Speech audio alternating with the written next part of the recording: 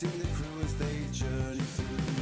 Wanderpus, their hearts entwined, sailing through memories left behind, stitching the bonds that forever tie, sailing to where the sea meets the sky.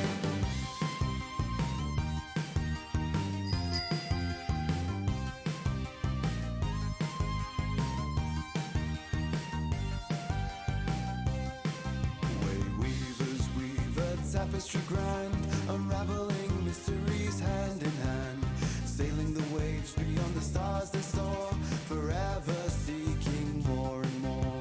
Explorers at heart with whimsy and glee, the Wanderpus crew set their spirits free, in pursuit of good with chaos untamed, to find a new place to make their names. Wanderpus, their hearts entwined, sailing through memories left behind, stitching the bonds that forever tie, sailing to where the sea meets the sky.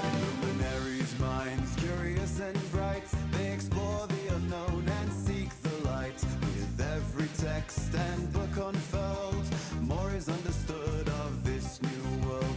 Wanderpus, their hearts entwined, sailing through memories left behind, stitching the bonds that forever tie, sailing to where the sea meets the sky.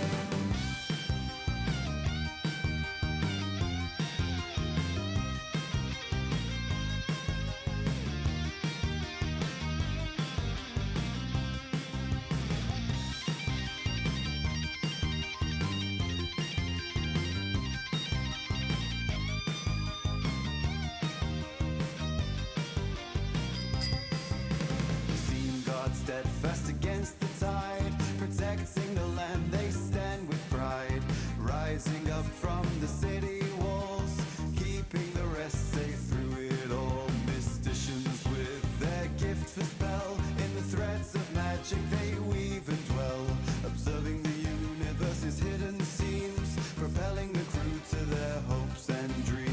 Wanderpus, their hearts entwined, sailing through memories left behind, stitching the bonds that forever tie, sailing to where the sea meets the sky. Wanderpus, their hearts entwined, sailing through memories left behind, stitching the bonds that forever tie, sailing to where the sea meets the sky.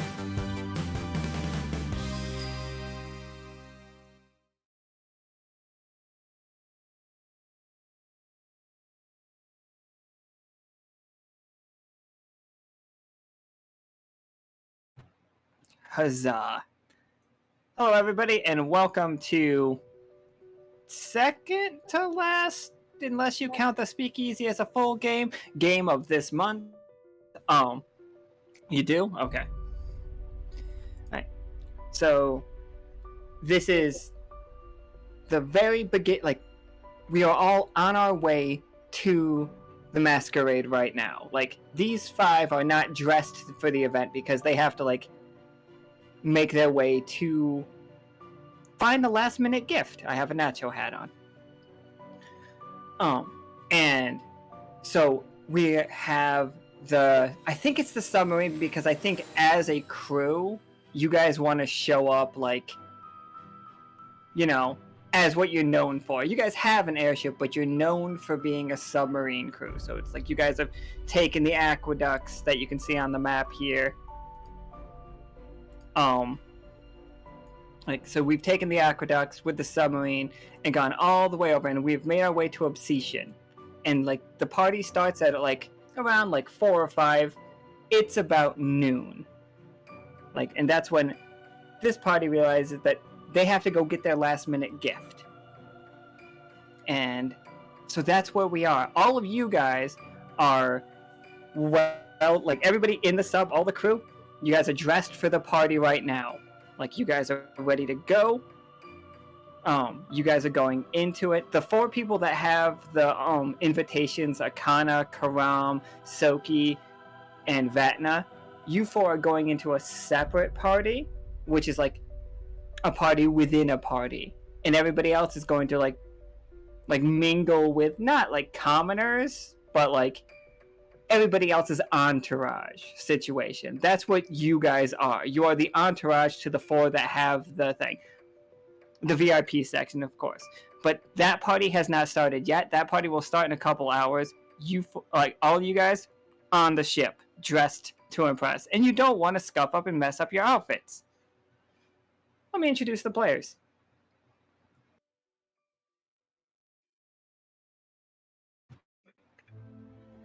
Okay, so we've got a 5-person team today.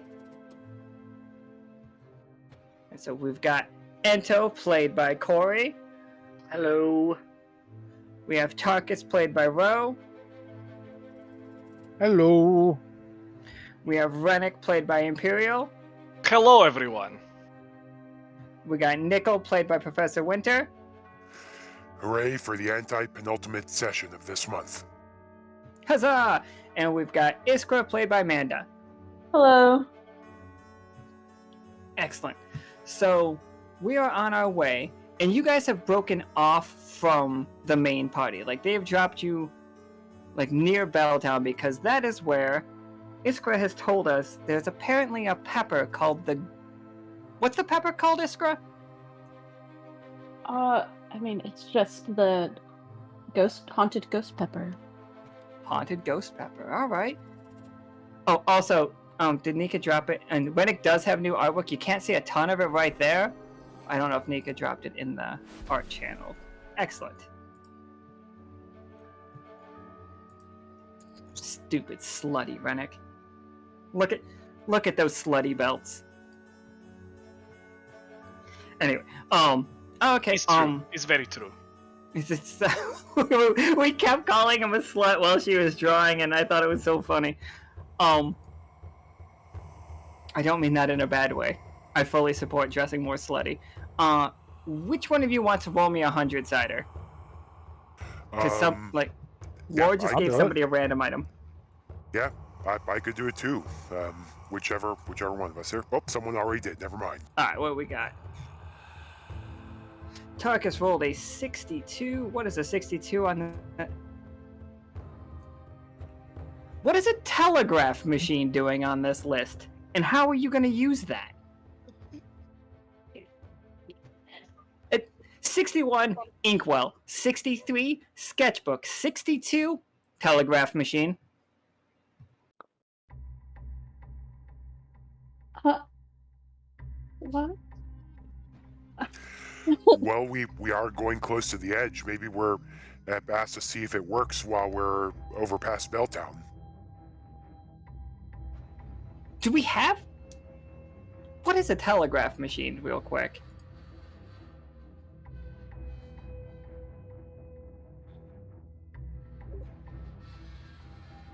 Okay, we'll deal with that one later. I assume it's the thing that does the actual signal across the wire. Yeah, it's a little tappy thing. Oh no, sick! Okay, that's actually really awesome. So we are going beyond the range of folk song today, everybody. Because we know this pepper or flower grows here. It does not grow in folk song, so we have to go beyond it. Nichol, as long as you keep this fragile telegraph machine on your back like a backpack, you don't have to worry about going too far away from the towers. You're basically carrying a little, like, portable one right now. Good to know. I also noticed the fragile moniker there. I assume don't worry about it. Oh, no, you should worry about it.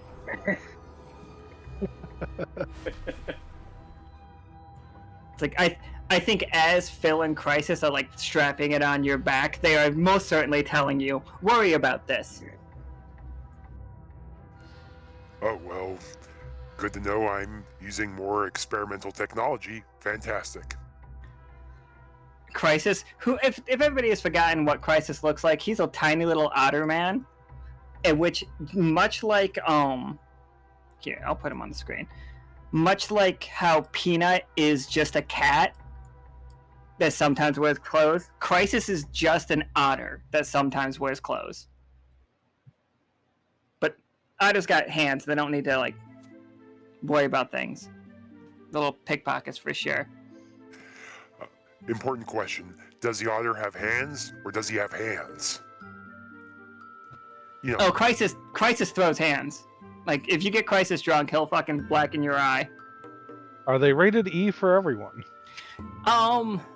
No, he's kind of like teen or older. Like, he doesn't like to strike children. But he'll kick the shit out of a 13-year-old. The second you hit, it's like, I'm a teenager, he'll beat the shit out of you. You don't care. Alright, so the first thing, like, we all get off the boat, and you guys will immediately notice that the closer you guys get to, the area... Oh, did anybody have any questions for Iskra about, like, what you guys are going after exactly? Or you guys can also just tell me what you've read about this flower or pepper. It's definitely somewhere between, like, a flower and a pepper, I'm thinking.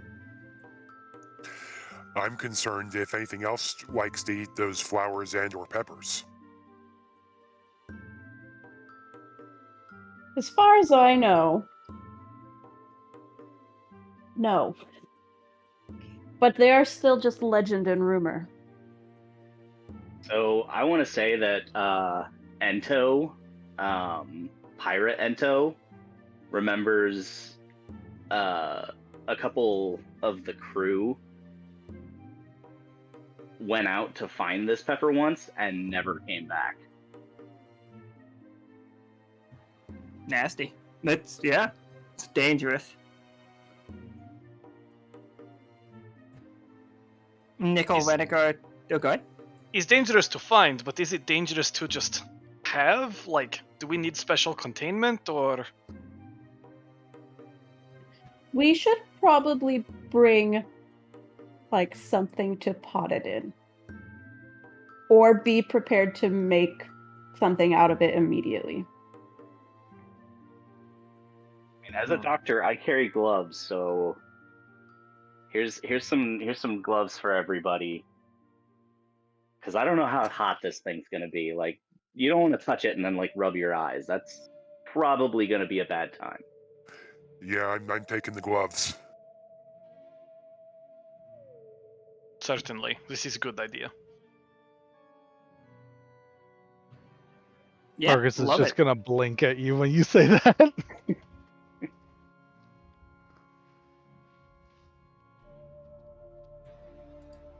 So, like, you guys continue, like, on your path, like, getting closer to the edge. And, like, Nichol, you can, like, feel the straps of your backpack get a little bit tighter on you as, like, but they warned you that this was going to happen. That, like, it's going to, like, really cinch to you so that you won't, like, lose contact with it. And you can feel the crystals inside of it, like, pulsing. And everybody, if you were standing right next to Nichol, you will feel it almost like a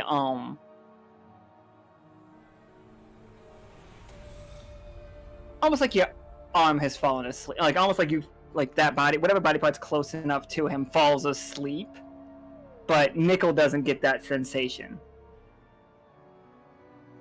So Yeah, but it's just still like go ahead. still look a little uncomfortable from the straps, but otherwise, not a problem. Because, yeah, have to be especially careful that they're not, like, pinching the back fins, you know? Oh, for sure.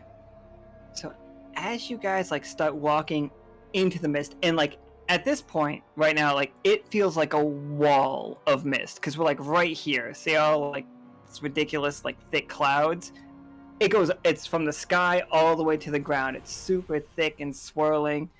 And as you guys, like, begin walking into the mist, you all feel super unnerved by it. It's just like, ugh, cold chills running down your spine. Can each one of you roll me a 20-sider?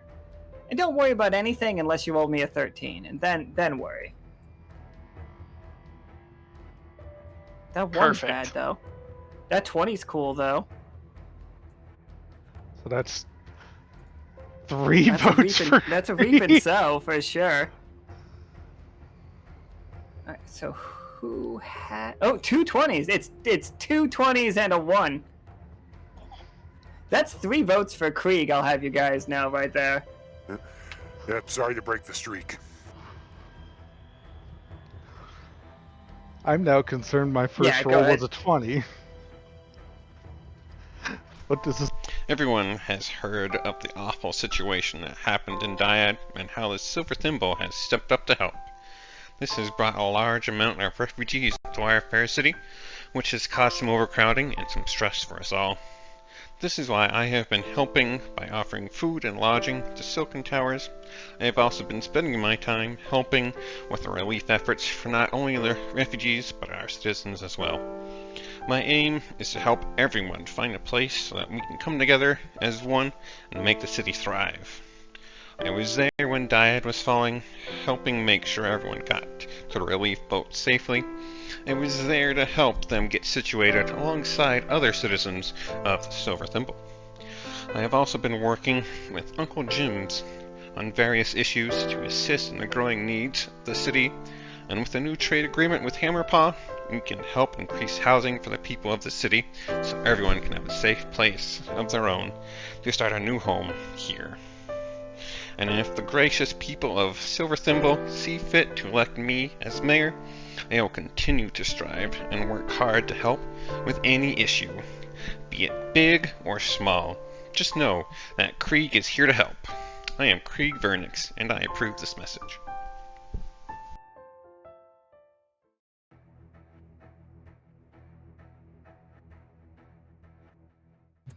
All right, now just imagine that happened 3 times in a row, everybody. We got a game to play.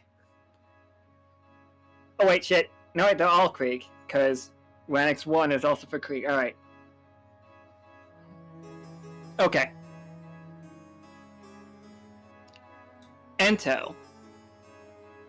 You guys... actually, all of you. With 2 fucking 20s, I have to do it. Okay, so we're gonna get straight into the graveyard. We're gonna, like... You guys have, like, missed... Like, something terrible is out there. But you guys just fucking found your way right into it. Like, you guys are in the largest graveyard you have ever seen. Like, this thing goes on forever. And, Tarkus, Ento, and Iskra, you each will know that, no, of course, this is where, like, this is the cemetery. Like, when people say the word cemetery, they mean this place. It's like, what if a state was a cemetery situation? Like, what if you had a cemetery as big as New York State situation? And like, the ground is cracked. It's full of all of this mist. Some of the stones are standing and well taken care of. Some of them aren't. Certain sections are, like, more taken care of than others, but it's all just, like, the path seems ridiculously difficult to, like, navigate. But Ento, with your 20, like, you are compelled to walk up to a sign. And on that sign, you, like, it's covered in mud. Not mud, but, like, just detritus and rust. And you are able to, like, scrape that sign off. If you are interested. You don't have to. Absolutely gonna, like, scrape it off and try to see what the sign says. It says, how does it say sea devil? How does it say the sea devil without saying the words the sea devil? Like, how would you know it means the sea devil, but, like, nobody else would? Okay, I feel like it's got, like, a symbol on it, just, like, a random symbol, like, you know, like the in Skyrim, like, all the Thieves Guild symbols. Oh, yeah. I feel like we had, like, a pirate cant that we used. Love it. Absolutely love it. I think then, like, you see that symbol, and then, like, see on Ento's art how he has a necklace that has, like, the teal skull on it? I think on the back of that, it has that same mark carved into it. and it points deeper to the north into this place. And Ro, you got a 20. And Ro, I think right now, this is noon. It is noon because you can hear all the bells in Belltown ringing. And you can see the mist becomes a wall where that bell rings. Like, they're all like, they were flowing for a while, but now they all get pushed back and leveled off perfectly. It just cuts this side of the world like a straight line. Like, you guys can watch a wall of ghostly clouds, and then out of that mist, you see hands pressing up against what has become like a solid wall, and like not just grasping confused. Some of them are like violent and railing against that wall. And like they're screaming, but you don't, like, you are a ghost in a body, or a ghost in a shell, if you will. But you can't understand them as they are screaming and trying to like tear their way through this wall. But in the background, behind all of that, after the bell stops ringing, after the final tone goes away, you hear what is undeniably in a great distance. I'm talking like a great distance, not in this cemetery, but definitely on this side. You hear what can only be a train whistle.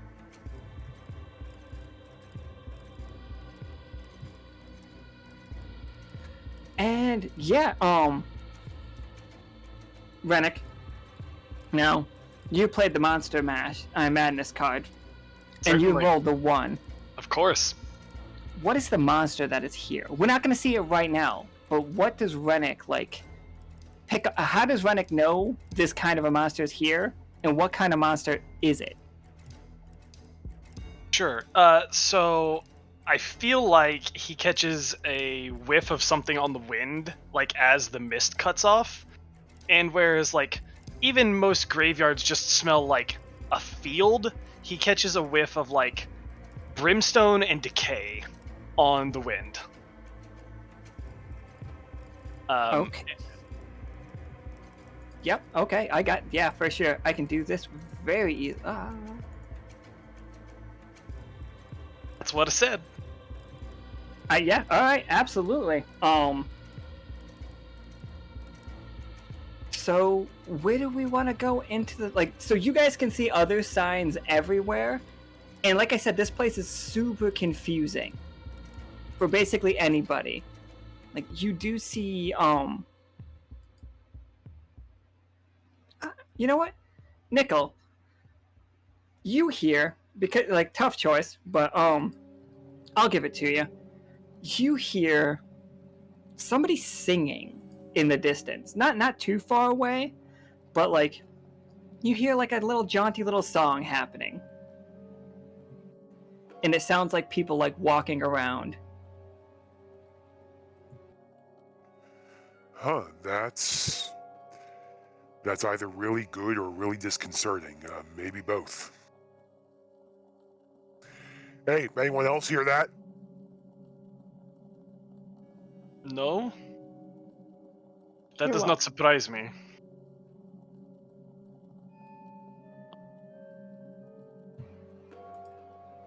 I do not know what else I expected coming from folk song. This place just makes as little sense as that place does. I think, Iskra, you can look at Renic and like, Iskra, this is not folk song. We are in Sonnery right now. Uh-huh. So like, the fact that he called it folk song, like, you can correct him if you want, or just let him keep thinking that he's in folk song. Oh no, we're gonna let it ride.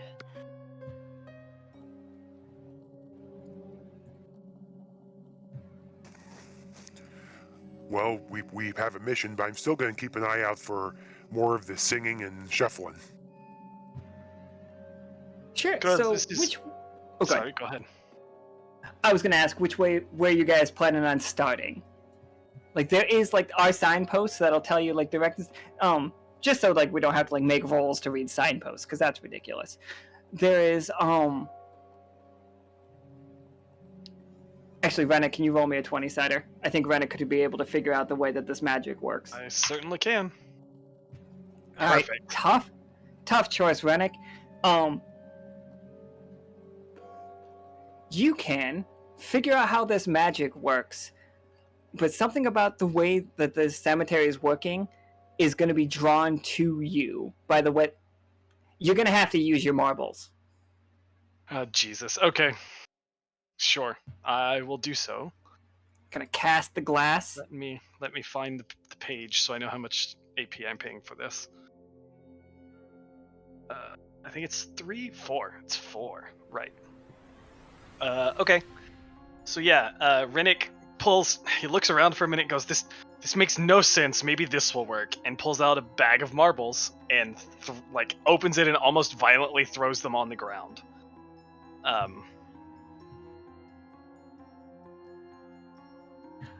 I think when you violently throw them on the ground, instead of rolling at all, each one hits a spot of mud and doesn't move. As though they are trying to tell you something very obvious that's just But Renic, the way that this cemetery works is if you have connections to the dead, to them, you can find their grave pretty easily. The tighter the connection, the easier it is for you to find. So if you have a loved one that died and they were buried here, you can find that one pretty easily. But if you only heard of a person and they died and you never met them, you're likely never going to find their grave here. Even if somebody else brought you here before to see the grave, it's not in the same spot twice. This place is a maze. If you look at the way the 2 marbles here are stuck together and nothing rolled around, I'm guessing that there is some kind of... If you have a connection, and he just repeats this information, because I don't want to do that again. Absolutely.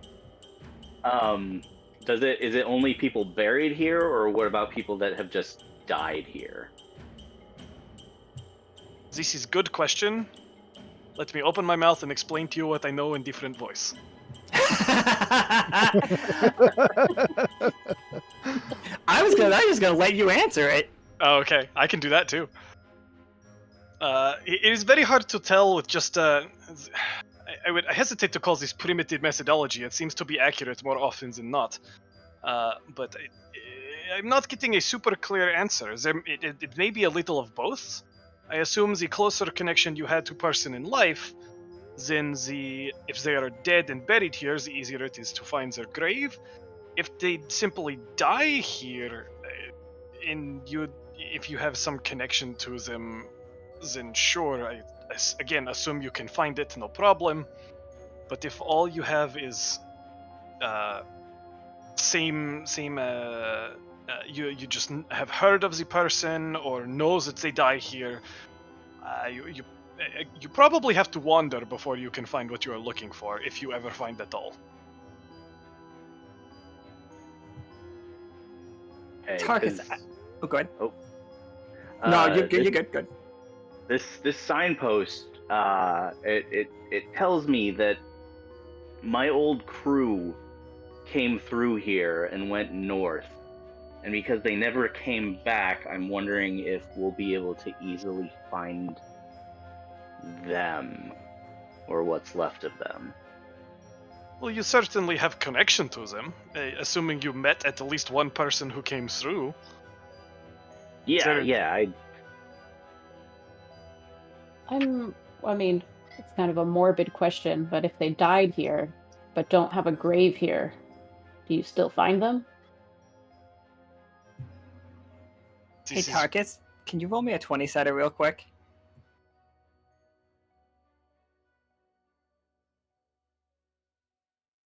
Full success. Thank you, Tarkus. As this conversation is going on, if you don't mind, Tarkus, I think running your hand over some of the stonework that it's anywhere around here. It's stone, but you have a distinct feeling that all of these gravestones, including the mausoleums and everything, the fences and everything around you, is a naturally occurring thing.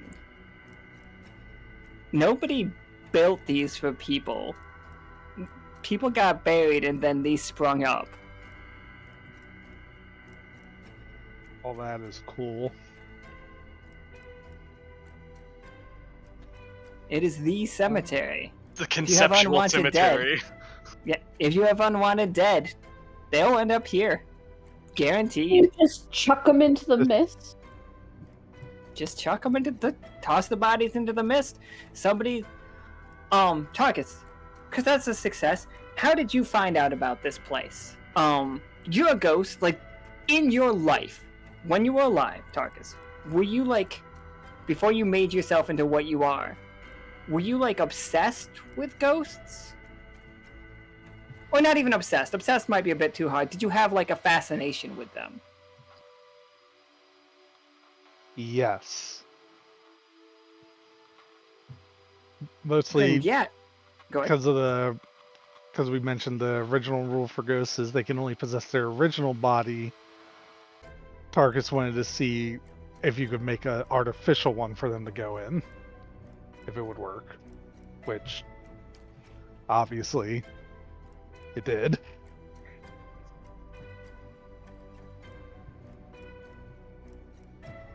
Oh, absolutely.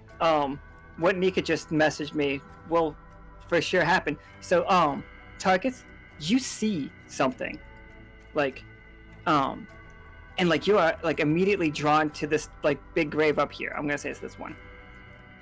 And on it, carved into the stone, is your name.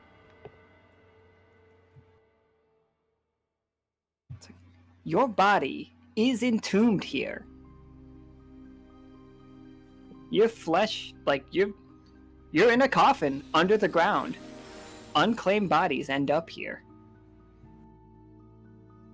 All of them.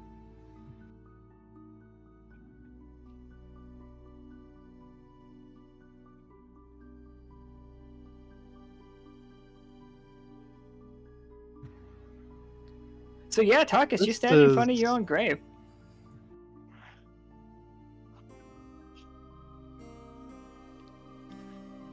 Processing. Processing. And Tarkus is just saying this.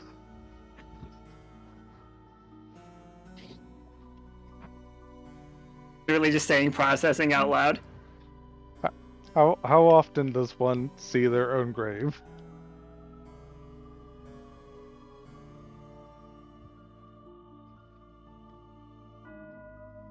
You wanna elaborate over there, friend? Tarkus is that like a metaphor or? Tarkus is gonna step out of the way and point to the name on the tombstone.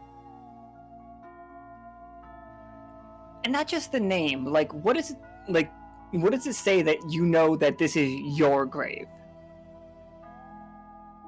Like how is it not just how do we know that it's not just somebody named Tarkus?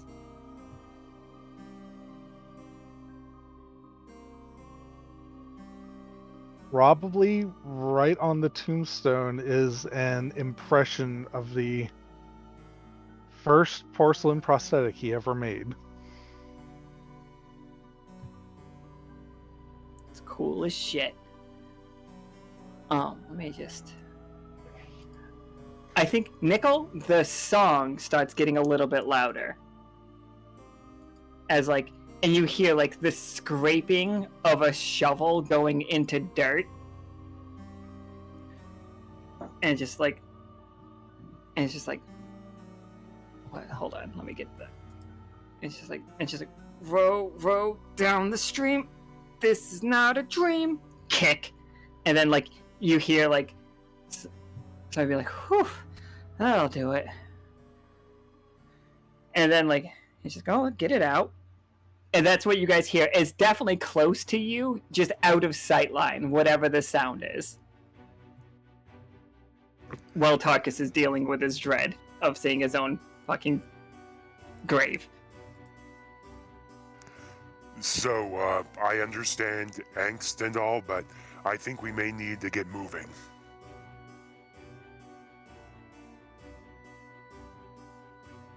Why? I'm hearing someone shoveling and talking about, well, singing vaguely. Pretty close. Excellent. This one would like to borrow the shovel. Oh, well, the thing that I'm concerned about is from what we heard before, if it's someone buried here who's already dead that I would know, I doubt any of the people that I would know that are dead would be very happy to see me. So you are not wanting to go investigate. I think you guys can all hear this voice at this point, for the record. Ento, can you give me a 20-sider? Absolutely. 10. Tough choice. How do I make this a tough choice? Ento, you can recognize the voice immediately, but it's gonna be too late for you guys to like come in on them. They're about to like burst it in on you situation. Oh, we got a plus? +1. Alright. Hey, you recognize the voice, Ento. It's Okay. like you met them recently. It's a doctor. Do you remember his name? Oh,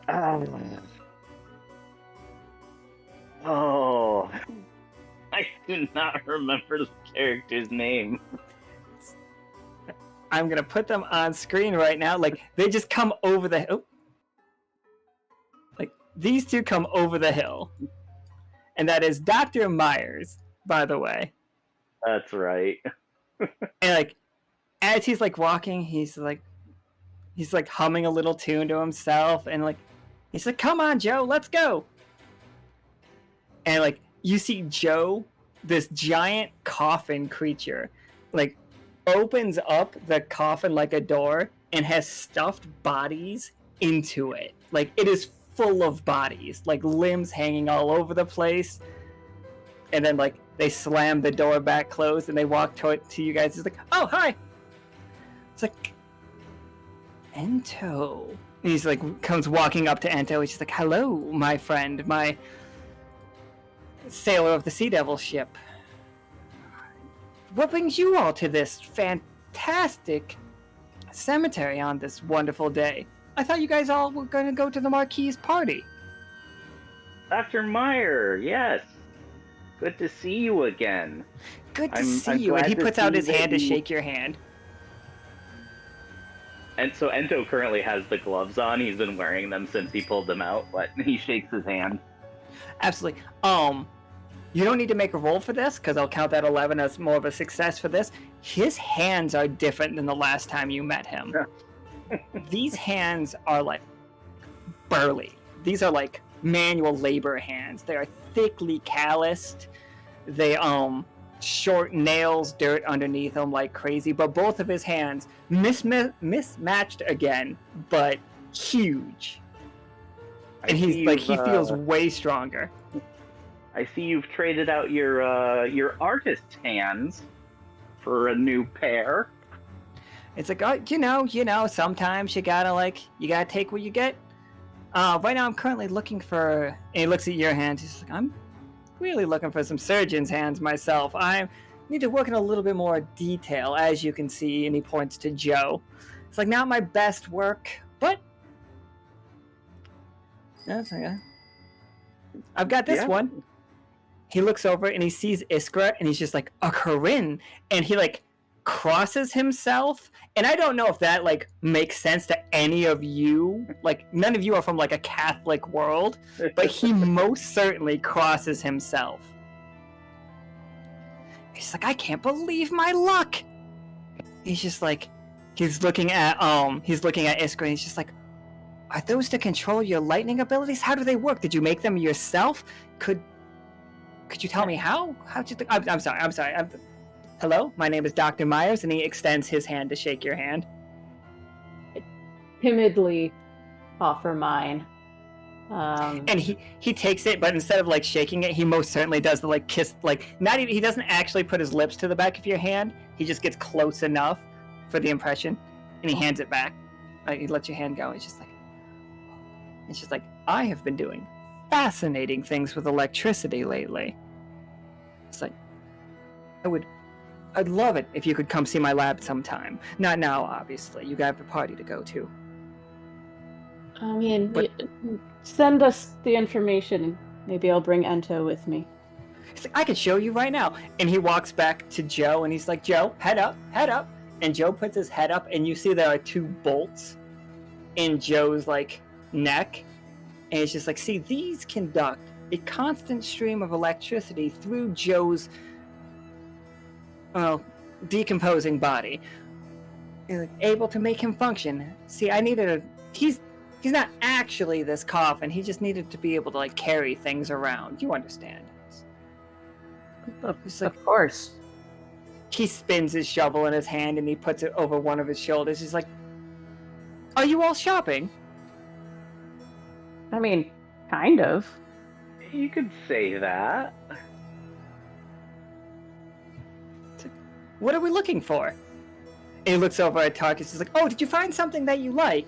And he walks over. He's like, I could help you out with that if you want. And he starts, like, angling the shovel to, like, start literally digging up your grave.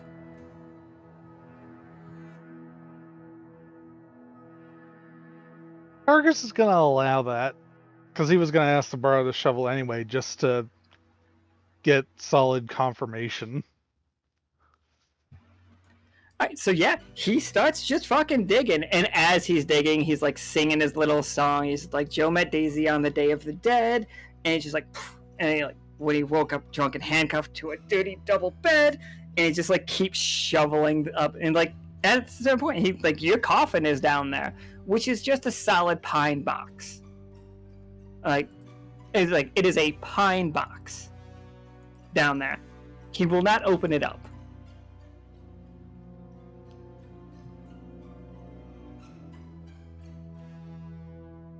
And, like, Oh. Joe reaches down. Like, Joe's arms are like 4 people's arms stitched together. So he has, like, 4 elbows, but only 1 set of hands.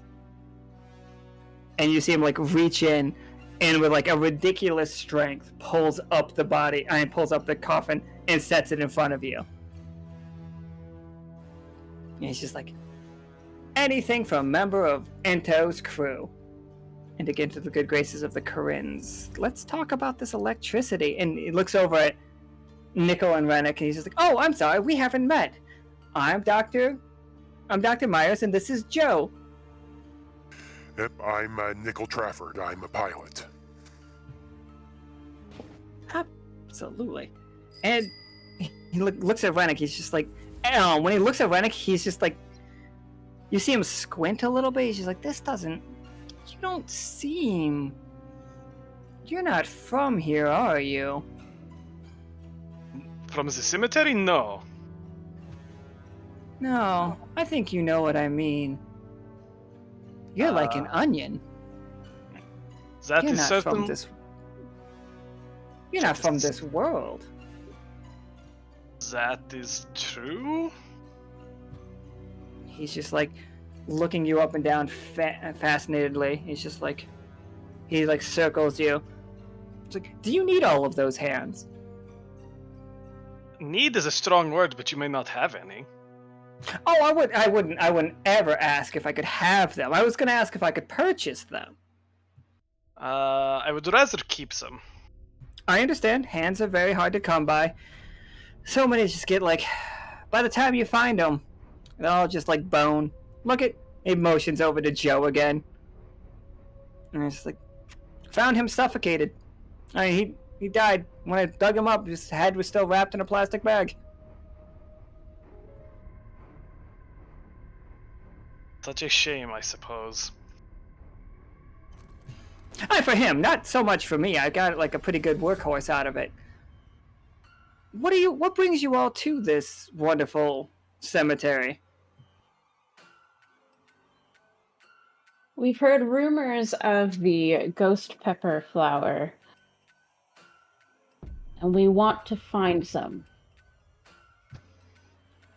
The ghost pepper flower is a very rare thing indeed, but some people think that it's only a legend, but we know better, don't we, Joe? I think Joe groans. It's like, we have seen a couple in the area. You know that they only come into being over places of great humorous death or very strong tragedy. Or when somebody is deeply desiring to curse someone, they will cut themselves and pour their blood over the grave to produce such a thing. But this is a dangerous thing that you are you were truly looking for a ghost pepper flower. Truly. I have to ask, is there any difference in flavor depending on how the ghost pepper flower is made? Oh, I've tasted a few in my day. Like, they are all incredibly hot. Like, whew, way hotter than I can deal with. But it is said that those who die heroically, but still hilariously. Take, for example, like somebody, they're trying to save a friend, but they slip on a banana peel and fall to their death. That person's is generally pretty sweet, like just a fun flavor. Those who die just absolutely tragically, slip down a flight of stairs when they are all by themselves. But down, obviously, banana peel. The leading killer in this world is banana peels. That is pretty bitter. I've heard, and I've never tasted one myself. But those that are created to try to curse someone are the most delectable flavor. But they are the shortest lived. Like, if you pull them from the ground, you have mere seconds to get them potted. Right, I'm guessing probably because it's no longer has a source of that rage to power the thing. You need the resentment. You need the hate. And apparently the hate is what really provides the spice. Well, have any of y'all been cursed or attempted curse? Probably. Wouldn't know who specifically, but I can think of a few who might have been cursing my name when they died. To my knowledge, this does not mean it has not happened. Okay. Now, a lot of people in this graveyard have been cursed, but if you're not attached to any of them directly, I don't know how you would ever find the grave. I just wander in here with no attachments at all and just dig up bodies. Nobody seems to mind. Where was the last place you saw one of these peppers? He's just like, now that information could be worth a lot to somebody. He looks over at Ento and he looks back at Iskra and he's just like, I'm sure Ento hasn't changed his mind about giving me any more of the Sea Devil's crew location. Unless, of course, you have. It just give me a hint at where we could find Pym, the Queen Killer. Or possibly just the Sea Devil herself. You said that she was around. You said you've seen her alive. I can't say that that information is going to come out. I understand. And he's just like, he looks at Iskra. He's just like, you gave him your name, right? When he shook your hand, or when he offered to kiss the back of your hand. Yeah. Sure. He's just like, I would ask just one thing. I have never had any experience with true Corinne lightning or electricity before. And he holds out a bolt. So could you charge this for me? And I will tell you the last place that I have seen such a pepper. What are you gonna do with it? I'm not sure yet. Probably something like Joe here. Since Ento's met him before, Ento, do you think this is a problem, or do I charge it?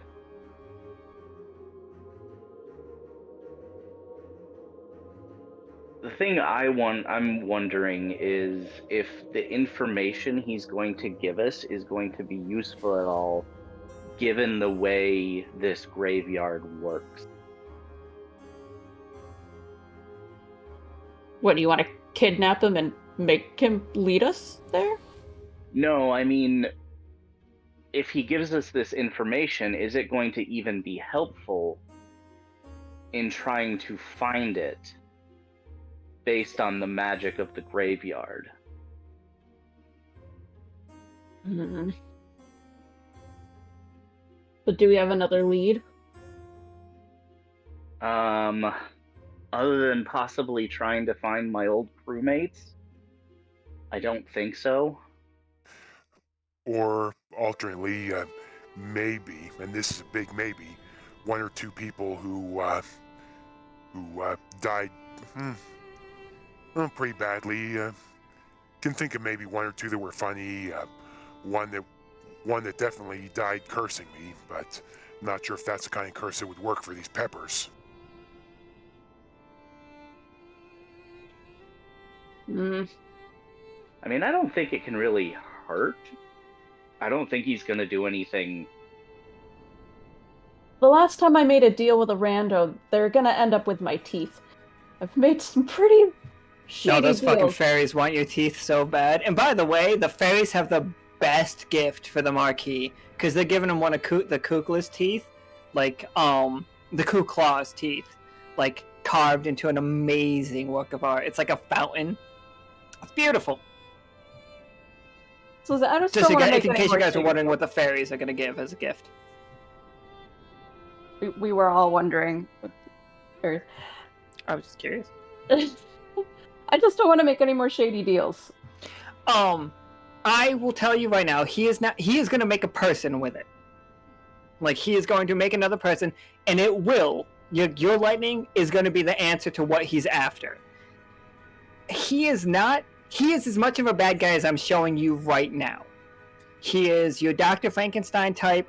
He doesn't play with souls, and like he doesn't like. It's not like he's attaching souls to bodies. It's not binding anybody. He's into digging people up and making another body, but he's not into like anything gross with the bodies. Okay. That is just who he is he wants to make a body that he can inhabit. He's looking to make a body that he cuts his own head off and puts it on that. All right, fine. He can have it. All right. How much AP are you giving him? How charged did you put in this bolt?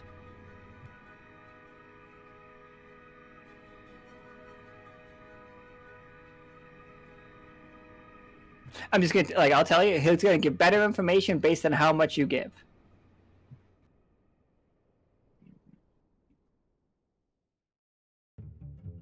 Oh, okay, 2 AP. Their mic cut out apparently. She is gonna try to fix that. Excellent. So, you charge it, and he's just like, nice, and he flips it like a coin and snatches it out of the air, and you see him like tuck it into his pocket and like pat that. Like, he's definitely like a tucks thing in his shirt pocket kind of guy, and like gives it a little pat.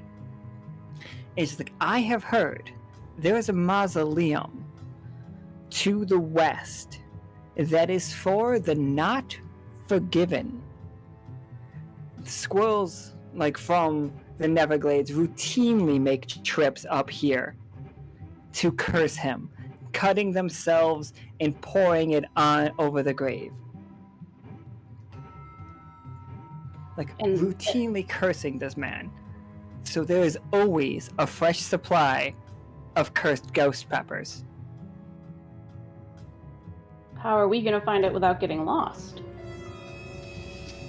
Well, it's to the west. I have no connection with him either. But do you all happen to know the Not Forgiven? Like, if you have any connection, it'd be easier than it is for me.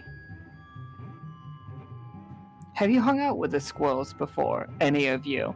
Also, Tarkus, how is the coffin with your body in it going? Tarkus is trying to figure out how to pry the box open. He's like gripping it around the corners, pulling, just trying to open it without just smashing it. Joe just hands you a crowbar. Joe and Tarkus hanging out is something that I really want to see. Thank you. No problem. At which point everybody realizes Joe can talk. Like, Dr. Myers is just, don't worry about that. It's just a voice box I put him. He has pre-programmed answers. He's not a real boy. But he's getting there, aren't you, Joe? I will become a real boy. Fascinating.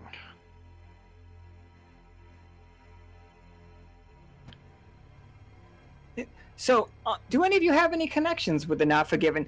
Or, like, I should ask you this. Have any of you put together that Soki is the Not Forgiven? I don't think I've heard that name in character more than maybe once or twice, so definitely not on my end. Alright. I think this is the first time Tarkus has ever heard the name Not Forgiven. Absolutely. But you all have hung out with a squirrel before. Like, you all know Tarkus. You all know Tarkus, but you also know Soki. Tarkus most certainly knows Tarkus. He's about to meet Tarkus again, too. Crowbar meeting. Yeah, I've even sparred with Soki once. Good fight. Almost lost it. So, yeah, based on that, you guys have a better chance of finding this place than... Because you know Soki, you have a little bit better chance of finding this. But since none of you can make the connection, it's more difficult. But, for the record, you will have no problem finding the Sea Devil thing. Not a problem at all. Because Ento knows who the Sea Devil is. Ento has knows the path to get there. But that said, we could do both. So Tarkus, you pry the lid off of your own casket, and inside you see the skeleton. How long ago did you die? If the body isn't skeletal yet, it's heavily desiccated. There we go. What were you wearing?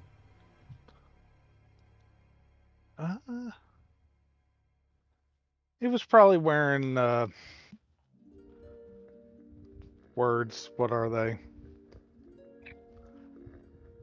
Probably simple traveling clothes that have been torn up.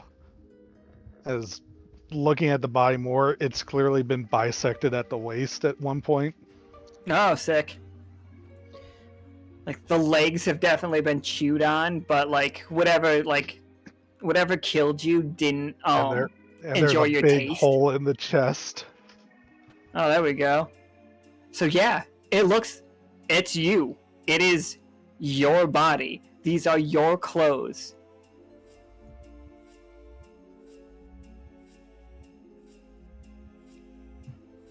Joe puts a hand on your shoulder. Again, Joe has 4 elbows, so I think his hand reaches out, goes all the way around your shoulders, and touches the other shoulder. But he's in front of you to do this. He just goes, bink, bink, bink, and then the hand on the shoulder, it's wild, I know. Myers is he's getting very adept at that voice box. I think the more Tarkus looks at his dead body, the more and more he starts to remember what the injuries felt like. Give me a 20-sider.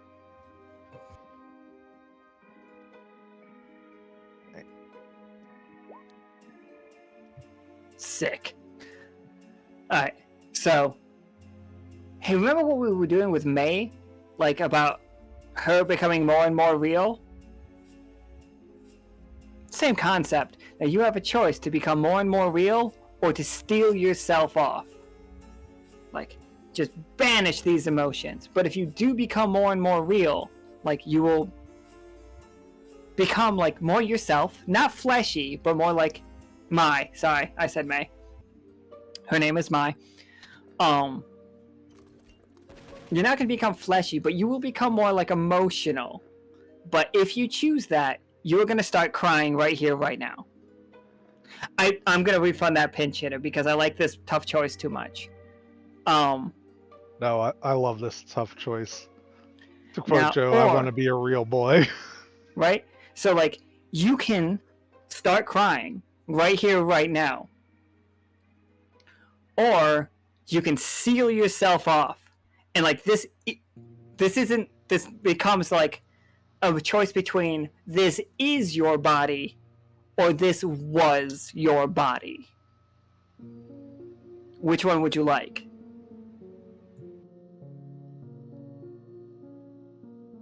Well, that is a choice I am not ready to make. But I definitely feel like he's going to start crying now.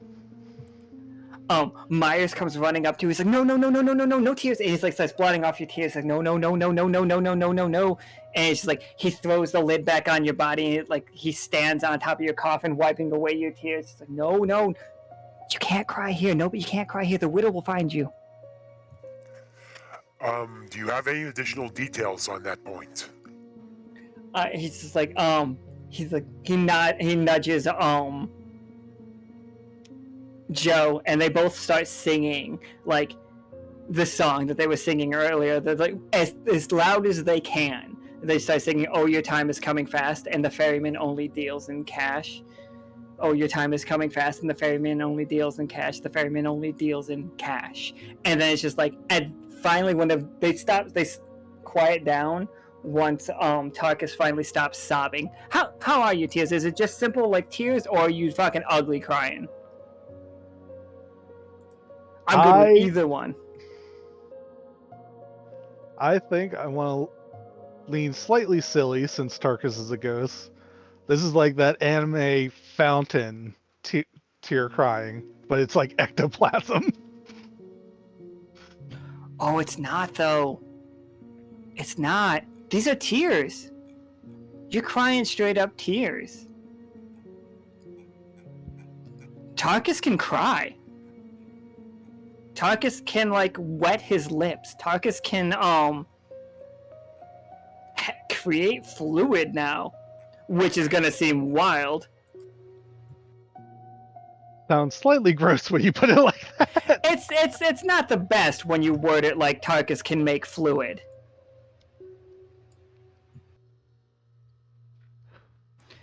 But you don't have to eat yet. The future, maybe.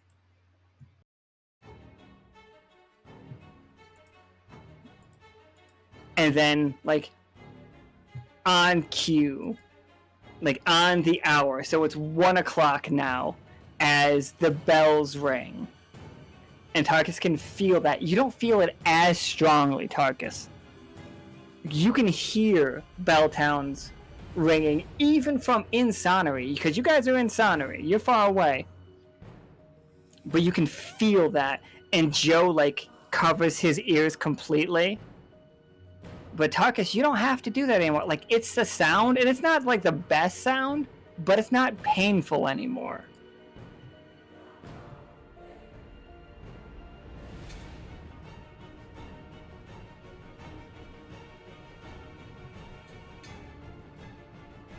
Mr. Myers is like, Dr. Myers is like, he walks up to Nichol, he's just like, the widows, they're more than one creature, but they generally stay as one, are a pack of just furious mourners, and I'm not sure if they're alive or dead. They don't seem real. They come out of the mist and, like, lay waste to anyone who is mourning. Like, just, they'll take you over and add you to her flock. You can't cry here. No sadness. All right. Okay, that's good to know. All right. Anyone, if you're feeling tears, let me know. Maybe worst case scenario, I can try to dry them. It will be very uncomfortable, though. Do not let a tear touch the ground while you're in here. You guys came into here without knowing that? You guys are brave. I mean, obviously you're traveling with Ento, member of the Sea Devils crew. How would I ever think less? Compatriot of the Mothman. The bravest. I wouldn't expect anybody in here to be like a specific crybaby, least of all giant robot man. But, I live and let live.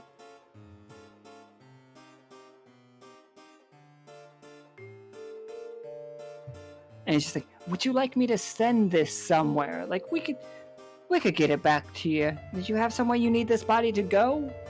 Or, like, are you done with it? Could I have it? And he, like, pulls the coffin close to him.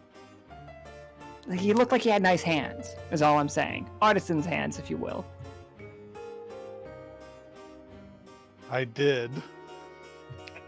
Oh, that's like, this is you! Oh, that's fascinating! I thought it was just somebody you knew. And he opens the lid again, he's just like, yeah, I'm mostly decomposed and can't use these legs or the chest at all. And he lifts the hand up, he's like, but these hands could really do something for me. And he, like, you see him, like, reach behind him and he pulls out a cleaver that is nowhere near as nice as Ento's cleaver, by the way. And it's just like, I mean, if you don't mind, I would like to just a little, like, chop chop.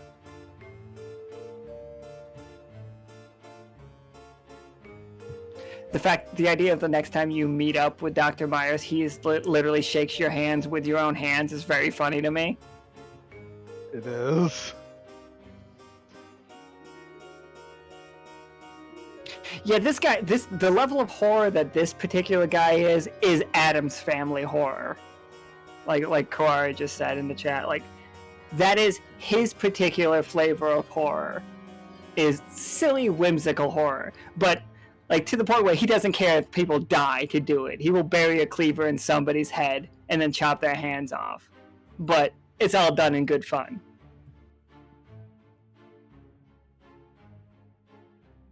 Tarkus will consent to it. It's like, oh, thank you. And you literally watch him chop your own hands off and then throw that, like, Joe opens his door, some of the body parts start to spill out, but like slamming a refrigerator, like a freezer door really quick so nothing spills out is how he does it, like, real quick. Well, I think that's gonna be all full for today. But remember, to the west, you are looking for the Mausoleum of the Not Forgiven. Once you find that, you are sure to find your ghost peppers. And he hops on top of Joe and he's just like, hop up. And Joe, like, starts walking out of the starts walking out of the cemetery.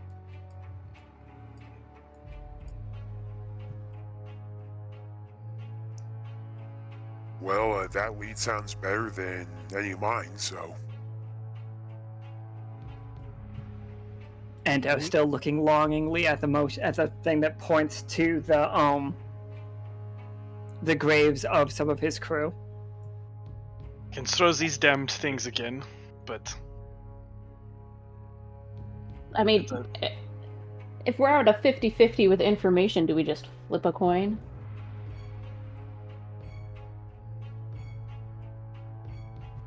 Yeah, either way is fine with me. it is up to you guys, I suppose. And because I do not know if we can. Obviously, none of us can follow the directions. I mean, I really want to find this crew of mine, but we're also on a time crunch here. I mean, it's possible that one of them was cursed, considering their background, but I can't say for certain.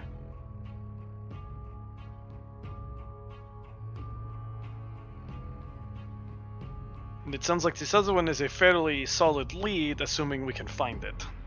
Mm-hmm. I will be right back, real quick. So I do not know what does the rest of you think.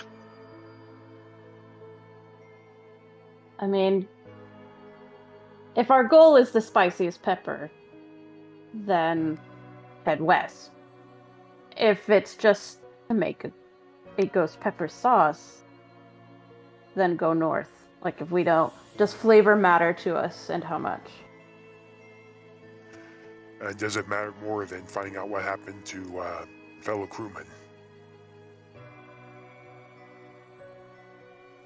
I mean, it does not Do we matter. wanna- Go ahead. I was gonna say, do we want to put it to a vote? There are 5 of us here. Majority wins.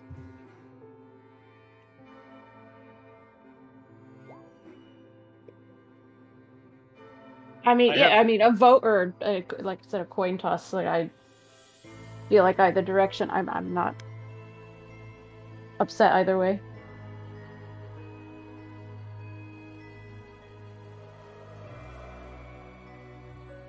Yeah, which way we want to go, guys? Do we want to go to north, Sea Devil, or do we want to go west, Not Forgiven? Ento votes north.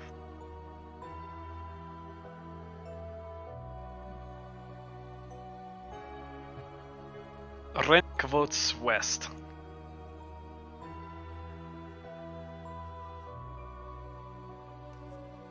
Nichol votes north.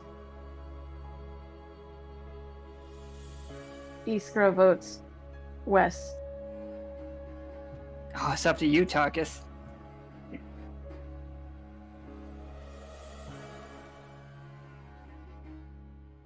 Tarkus votes west. All right, so we are heading west. Before... There still might be time to go north. I'm not sure. And nothing prevents you from coming back. But we are on a time limit for the gift. You're not wrong. You're not wrong. Before we go, there is something I want to do. Absolutely. And Tarkus is going to use the Conjurer's Crown to cast Burn on his remains to cremate the rest of them. Oh, for sure. Just don't salt them first, right?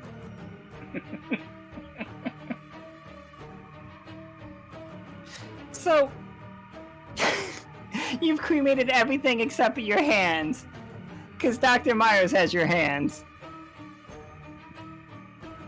What? He's gonna put those hands used to make things. He's gonna use your hands and Iskra's magic to fucking create his own fucking Frankenstein, for the record. He said, hey, this is gonna come in handy. It would Hey, be a Dad. shame to let that go Stop to it. waste. We all felt that pun coming from a mile away, and still it was right there.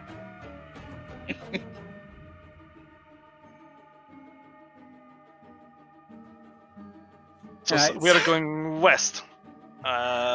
Anyone have a better idea than just wander west? Nope. Is there a path leading west, or did we just prompt through these graves in a westwardly direction? Is there a path leading west? Yeah, can I see like a westward path, or are we just gonna? Okay, I was literally asking you. Now I do have a ridiculous idea. I don't know Love if it'll it. help us right now or in the future. So I'm a necromancer. We can commune with the dead and we can reanimate the dead. Yeah, sure. Who do you... Okay. I'm a little sad that we didn't realize this before Tarkus burned his own body. The idea of you talking to Tarkus's... Tarkus's body was just a pile of bones and, mummified flesh. Tarkus is in the robot. Okay, is in alright. the, that thing. Okay. I think just for, blanket statement, you are you, your body is not you, Got it. is kind of how I'm thinking about this game. Unless, somebody is very, very, very attached to their body and believes their body is them. But for the most part, as a general rule, we all have souls because that's how the game works. Okay. So if we find a grave that you all want to talk to somebody that you think might help us, it's an option. Oh, for sure. You guys want to make a roll to look for a grave, Iskra? Sure. Yeah, give me that 20-sider. Okay, a 9.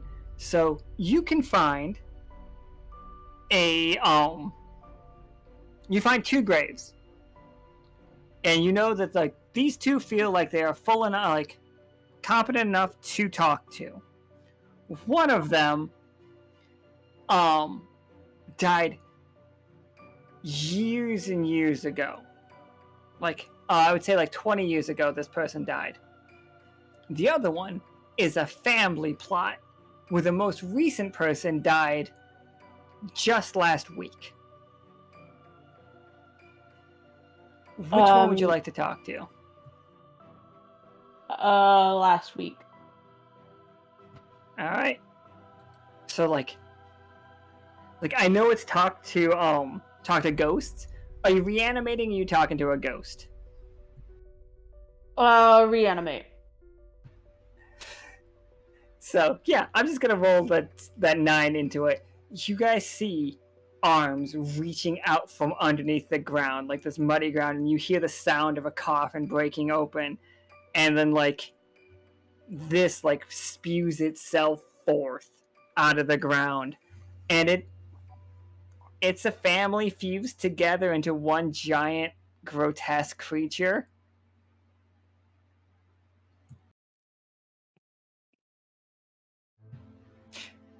And it's just like covered in grave dirt and covered in mud. It's just like, uh-oh, this doesn't seem good. And it's like I told you we needed a mausoleum. It's like, I couldn't afford a mausoleum. And she's like, well, you should have got one anyway. And then like you hear like another voice like coming from the back of its head. It's like, I can't see anything. What's up there? You lucky you have eyes. I don't even have eyes.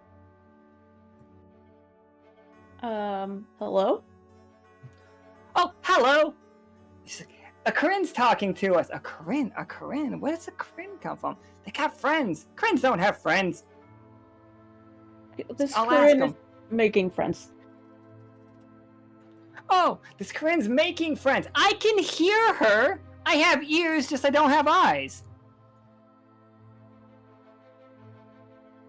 Listen, you guys, just a quick question. Do you know where the mausoleum of the Not Forgiven is? Not the Not Forgiven. That's to the west. Quite a bit. You look for a giant tree with the word arboreal carved into it. Arboreal. It's just like, are we alive again? It feels like we're alive again. Like we might be alive again. I'll ask if we're alive again. Are we alive again? Until we walk away. So if there's any last words, or information you want to give us, it would be, now's the time. It's like, fuck you, Greg! And then one of the arms reaches out and just punches one of the faces. It's like, no, fuck you! And then they all just like, this thing gets in a slugfest with itself. Alright, message received. It's like, this grave is shitty! And like, one of them's got the other head in a headlock, and one of them is just like, biting. The one without eyes is just like, randomly like, biting in every direction that it can. Okay, maybe we should just go west and look for this tree. Let's get going. Yeah. Seems like the best plan. You all have fun. It was lovely to meet you. It was good. And one of them was just like, it was good meeting you. And it's a little hand reaches out and just like, if you see any of the, I didn't come up with a last name because I thought this was just going to be a crazy golem creature and not in fact just a family resurrected. What's a good family name, Renic? A good family name? It's like a last name, like a surname. What am I looking for? I got nothing. Okay. To the internet. I was gonna say Smith, but this should be so much bigger if it's Smith. This is just the Jones family. The Jones family.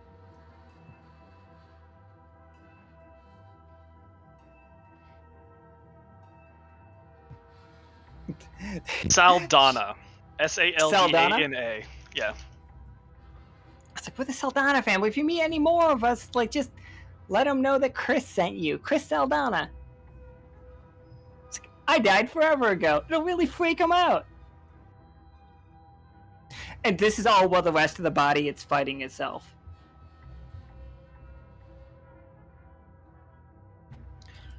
All right. Can Nichol roll me a navigation situation? I can, and one of the things I will do when it gets to an opportune time, I will try to boost that with a wild aspect, specifically Snow Owl, which gets me eagle eye vision for a minute. Oh, for sure. Yeah, that'll be good. Go ahead, make me a roll. 2 rolls. Take the higher. Unless this one's a 20, and then we'll just take that. 15. You can roll again to see if you get a 20, but this is a 15. I think a 15 is acceptable at this point. All right. So you all wander deeper to the west of this forest, of this cemetery, and you guys see heroes' graves, and you pass by the section that is for, like, the Adventurers Guild. The Adventurers Guild has its own section of adventurers that died in humorous ways, or any way that were not claimed. And then you guys reach this, and you do see a giant tree to the left here that has carved in it. It says Arboreal. All right, I think we have something, and I point out the tree. I'm supposing this is the mausoleum that the doctor mentioned. So let us try to find this plant.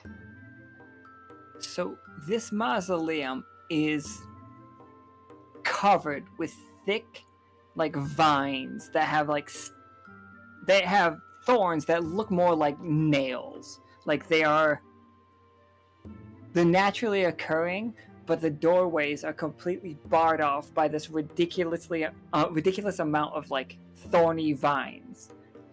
The door has clearly been opened at some point, and you can see signs that people have cut away these thorns before in order to get in.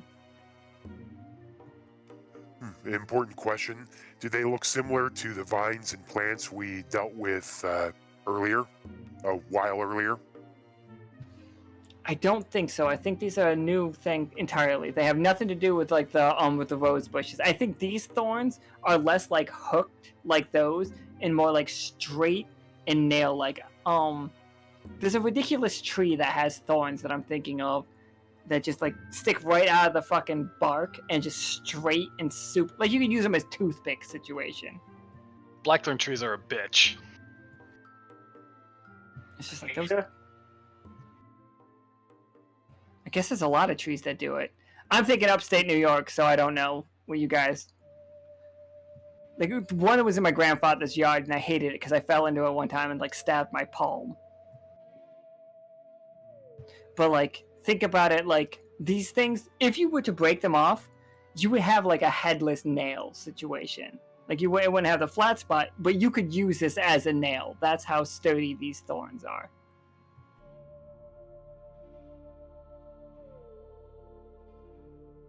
Where do we even start? Do we want to walk around the mausoleum and look, or do we want to try going in? We should at least take a look around and see what we find. If we are lucky and they have made the plants out here, then we do not have to bother. Something tells me that is not going to be our luck, though. All right. Go, search party, go. Everybody give me a 20-sider. Let's see what we find. Okay, we got an 8 thus far. But a 17 is a lot better, and a 16 is good too. 2 8s, a 17, a 16, and a 10. Oh, that's a 1. Thank you, Will.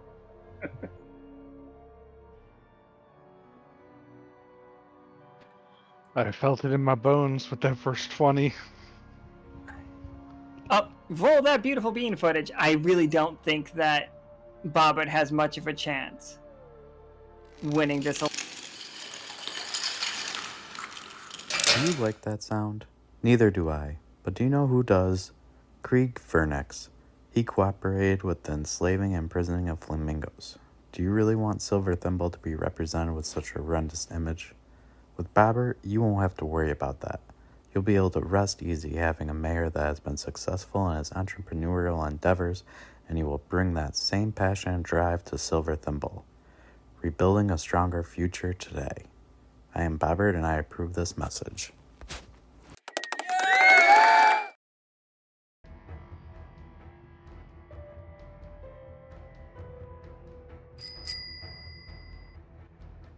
Okay, so let me think.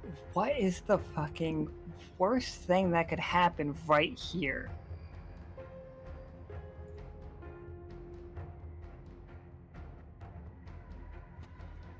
I think, because the F in chat just got played, I think two things happen. Firstly, Ento, I know you didn't roll the 1, but it happened. You know when people say that you feel like somebody walked over your grave? Mhm. You feel that so hard. You have ridiculous cold chills and you lose 4 AP and fall to your knees. Oh, oh, oh, oh. To the north, and Ento, without a fucking worry, like without even a doubt in your mind, where that sign was pointing to, you guys hear a crack of like a sarcophagus being smashed open and something taken to the north. You all hear that. Ento, you know where it is.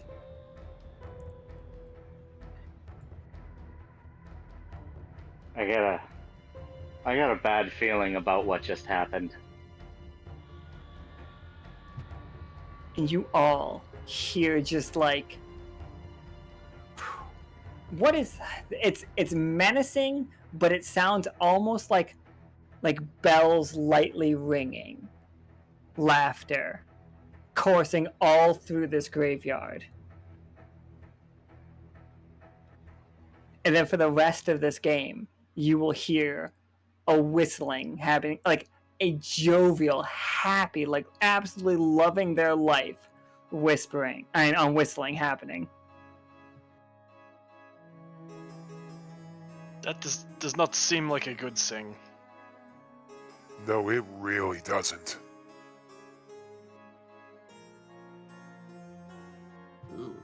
We should find what we are looking for and get the hell out of here.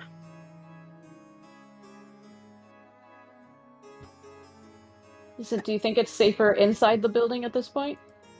You based on your rolls, you found that there is no way into this building that is not covered with thorns. Some places, Iskra, you found the safest way through. Like it would take you the least amount of destroying this area to get in. You know what I mean? Mm-hmm. Like, but it's still gonna take a little bit of work. You're still gonna like need to prune some of these like thorns out of the way. My cleaver work on these thorns. You know, what is a vine but a limb of a tree? Hey, there we go. Can we burn it? I mean, for fuck, yeah. I don't see why you couldn't. I want to burn away just enough to get through. So I want to just cast some fire. And I'll be standing by with ice just to make sure it doesn't get out of control in terms of the fire. Excellent. Yeah, for sure. Let's like do that. That makes perfect sense. Let's just get down to that. Ento, you are suddenly struck Ento, Corey, I'm going to ask you to do something crazy here for me right now. How did Pym die? Oh shit. I was ready until I wasn't ready. It's like, how did this world's Pym die? Like, you guys aren't combining with them. You're taking their place because they're already dead. Your whole crew are dead. How did Pym die? Oh,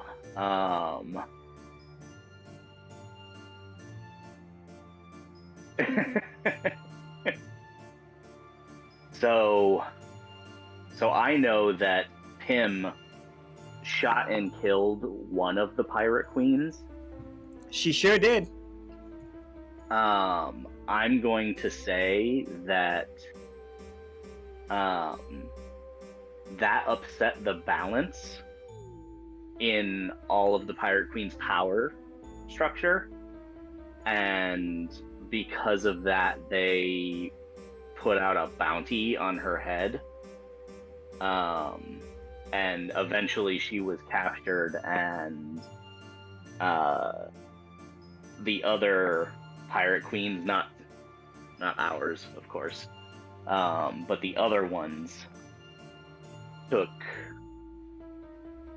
their version of pirate justice out on her. Love it, because that explains why why people are trying to assassinate Pym. Because they're just seeing Pym out and about, but like, so the contract is still active. Whoever put this contract out for Pym is still out there somewhere. And that, they killed Pym. You are struck by that moment. You are reliving the moment that you could not save Pym's life. Here, as like, you see Iskra and Nichol very carefully like burning these thorns away. And I'm just gonna ask you a true question. Does it bring tears? 100%. Oh, that's just the worst news for everybody, isn't it? I mean, and it's bad because like Ento was already on his knees from that like 4 AP shot. Like, so he is like on his hands and knees. His face is like right next to the ground. So crawling out of the ground, you guys see the widow. Well, not you guys. I think Imperial, Tarkus, and Ento will see the widows. Like, dozens of faces crawling out of the ground, climbing out of the ground, like, coming and you see them wrap around Ento. And it looks like almost a comforting way. Ento, you are getting so cold. But your tears are basically like lava on your face. It's so hot as you weep. He's just screaming out in pain and anguish, both physical and emotional. Alright, Renic, you see this. It is a vaguely feminine sometimes, but like they're also masculine as well. They're all genders, these are just the mourners. And just a little backstory for them, they are everybody who has ever taken their life because of lost loved one. That is what the widow is. Like, and they just want to comfort you. And if they comfort you, you become one of them. And they want to comfort Ento, and they are attempting to comfort Ento right now, everybody. Can I notice and then cast Relieve in Ento's direction? For sure, let's give that a shot. 13, absolutely. How do you, what does that look like? How do you stop these things from, taking him?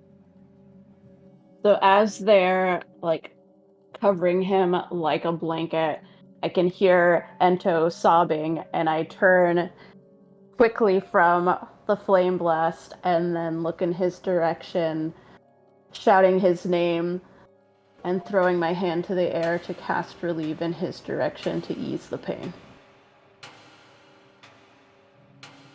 And in this location, in Sonnery, a 13 works like a 20.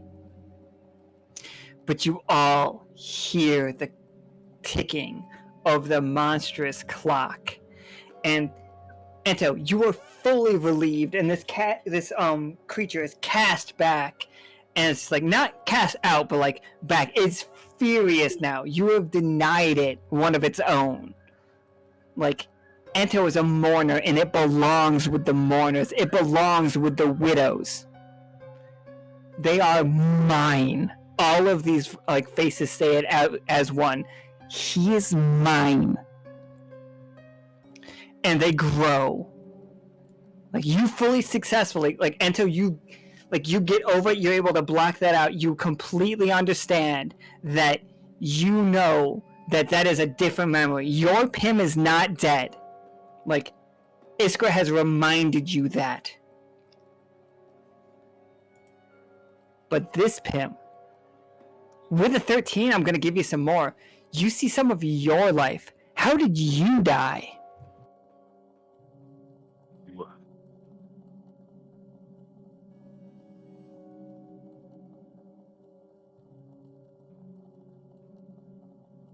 But are you asking Ento how he died? Yeah, how did Ento die? Alright, so when Pim was captured by the other pirate queens, basically our whole crew was captured. And it was one of those, like, either give us the perpetrator or you all will face justice. Oh, that's so sick, and none of you would give her up? Yeah. And that's so fucking sick. So she ended up being killed before Ento. Like, he had to watch her die. And then shortly afterwards, he followed.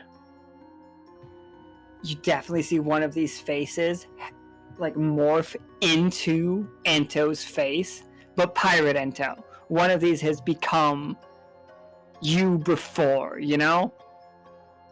You mourned your sister. So they strongly believe that you belong to them. You belong in there. You see your face appear. But you know, because the relief was technically, it was a 13, but a 13 in Sonnery, it counts as a 20 with... Sorry, these police sounds are bad. A 13 in Sonnery counts as a 20, but with some fucking, like, tacked on bad shit. So you know, your sister didn't die. This Ento's sister died. You see,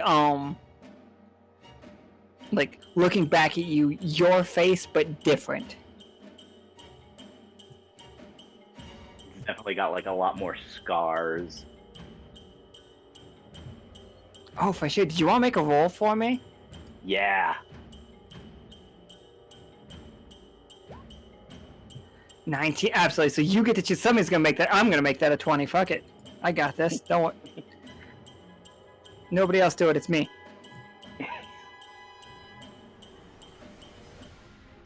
We need to know that. So, Ento, in your quest to become, like, more badass, how do you, like, you stand up in this moment, fully confident, pirate level of confidence. Do you take on some of those scars, and which ones do you take on? And if not, or do you completely reject your pirate side and say, no, that got me killed, I'm a doctor? Which one do you want to do? This is fully your choice. Do you want to lean more pirate, or do you want to lean more doctor? More pirate. Like, Ento's been working out. He's trying to gain the love from his parents that he feels he deserves and hasn't received. Oh my god, was Pirate Ento loved by his parents? Oh, absolutely. Like, on the exact same level as Pim. They were so proud of both of them. Oh, that's so fucking wild. Especially considering your parents, this Ento's parents were outside of the world when this happened, so you have a different set of parents here. That are probably dead. They're probably like old and dead, but like there's a second set, the one that came from that planet that Renic and like Gemini and Osiria and Pollux and Castor brought in. Like they all brought them back to this world. Are there two sets? I'm very upset if they're gonna be two fucking super Wisconsin sounding like mom and dad's fucking flirting with each other again. I'm not ready for that. Sorry, guys. But yeah, okay. So, in front of everybody, in front of these four people, describe how you change. And you four will see this change happen. Like, there's no, like, it's like, oh, maybe he looks a little different. Maybe he's a little different, like, posture. No. Whatever he says right now, you guys will see the change in action. So Ento stands up, and as he's doing so, he reaches one hand to his back to pull out his father's sword, and he reaches the other inside of his coat to pull out the cleaver. And he's holding them both kind of, not in like a T-pose, but like an angled T-pose, like angled down. Oh yeah, I'm down. I think that sword, you guys all watch that sword. That sword looks like a great sword with like a Warpeltinger's story written on it. That's what it is. But you all watch that sword shift and become like a cutlass. Like curved and very pirate-like. And like etched on it are like sailboats and like every crime that Ento has ever committed on the Sea Devil's ship. You guys see like the beheadings of other creatures. You see, like there's a picture on that blade that is Pym shooting Jezebel. Was that what you called her?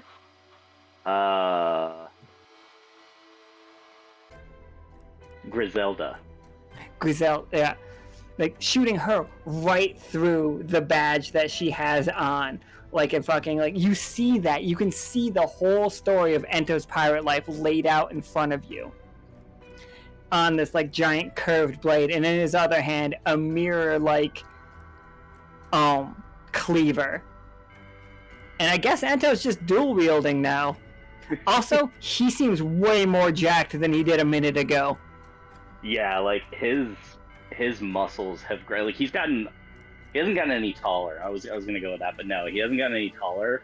But he is definitely more muscular to the point where like his sleeves are ripping, and numerous scars are just coming across his arms and a few on his face.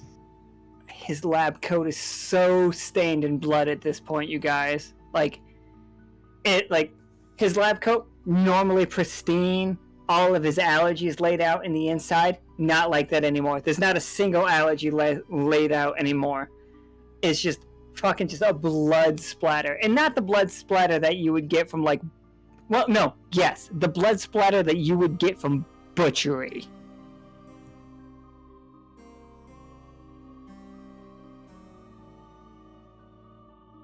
I like how we all had the same idea of playing Rip Like Jesus. Oh, I was going to give Rip Like Jesus for free, but you guys want to fucking do it. Let's do it. Ento, you are ripped like Jesus. You are ready to attack. You do not fear these ghosts. Let's go. Give me, like, what? If you have your weapons out to attack, attack. Oh yeah, we're attacking. Like, he's just straight running in with no care at all for himself or anything. Give me that 20-sider. Oh, fucking 13.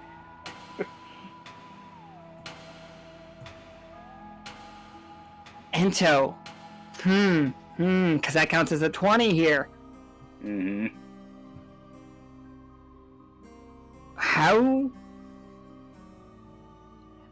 How do you fill one, like, do you take this creature's soul all of their souls into your weapon. And which weapon? Like, how do you've defeated them wholesale, completely. There's no more attacks that need to be made here. This is it. So Ento goes in, and he just becomes this whirling dervish of blades, just spinning. It is almost like a dance. Like, it is as beautiful as it is deadly. And as he's slicing through all of these beings, each one he slices through gets absorbed into his family blade. Oh, that's beautiful. You guys watching, Iskra, Nichol, Tarkus, and Renic, you each see really quickly, every time he slashes through one of these faces, or like one of these creatures, you see their story being told on the blade. And it's tragic. All of them are tragic.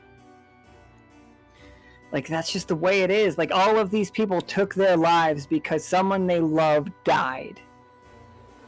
Or, like, this creature came to them during that sadness and exploited that weakness and, like, made them part of themselves.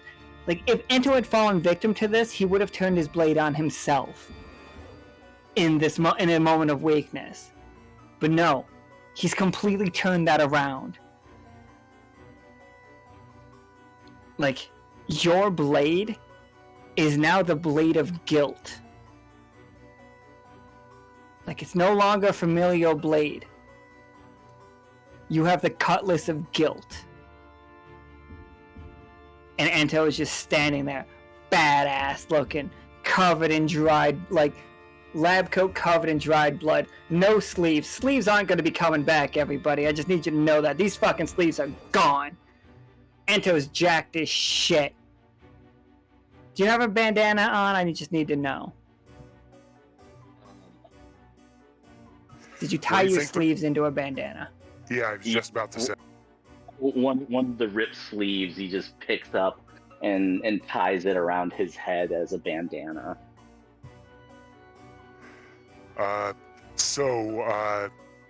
Ento, just to check, are you okay? I mean, I'm not a doctor, so I have no idea if this is normal for you or not.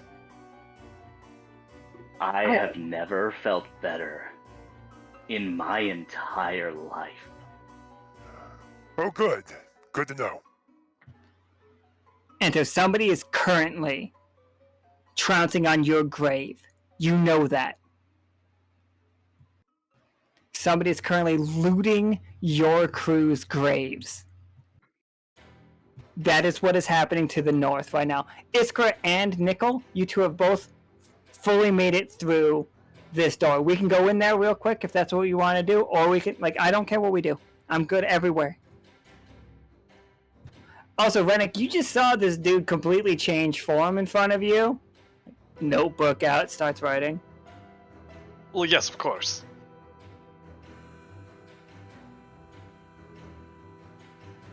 Can you roll me a 20-sider, Renic? I've got just an idea that I want to go forward. Really?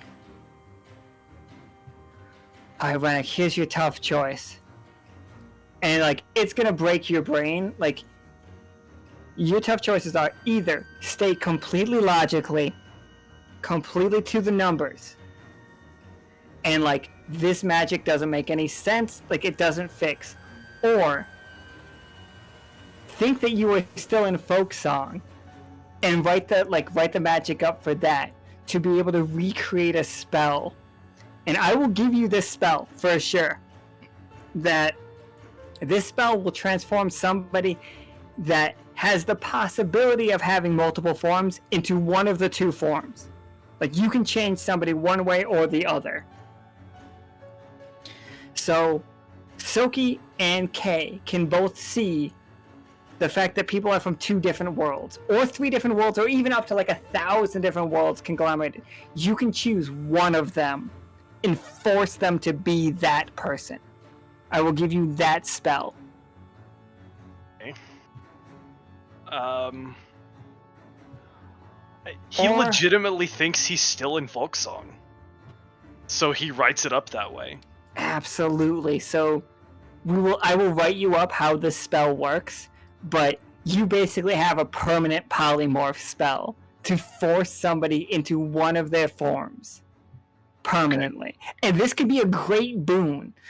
So like Sal recently, we recently saw Sal Amander was a mixture of a character called Penny and a character called the Salamander King. They slammed together and became the Salamander King because somebody ripped reality wrong, and it was this huge, he became this huge creature, and he's taken over Dyad. Half of Dyad is a swamp, half of Dyad is on fire because the two kind of salamanders in the world, the fire kind and the newt kind. And he's become the Salamander King. Had you had this spell, you could have made him into Penny or the Salamander King.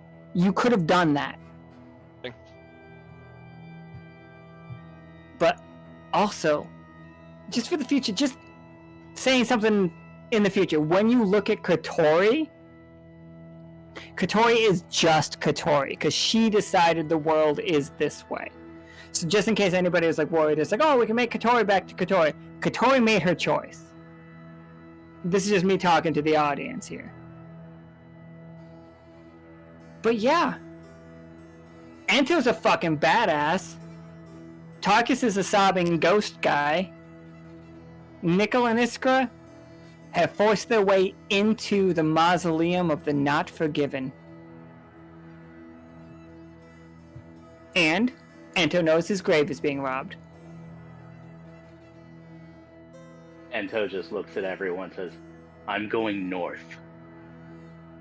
Now. And he just walks off.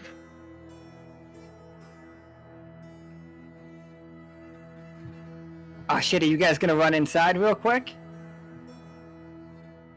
Honestly, I am extremely quickly. Try just long enough to try look and try find something quickly, but if I think that Ento is going to be going too far, I'm not going to let him entirely go. For sure. How about Tarkus? Tarkus, what's Tarkus doing? Tarkus is going to follow Ento. Fuck yeah, alright. Tarkus with Ento. Iskra? Oh yeah, I'm abandoning post. I'm following Ento. Alright. And Renic?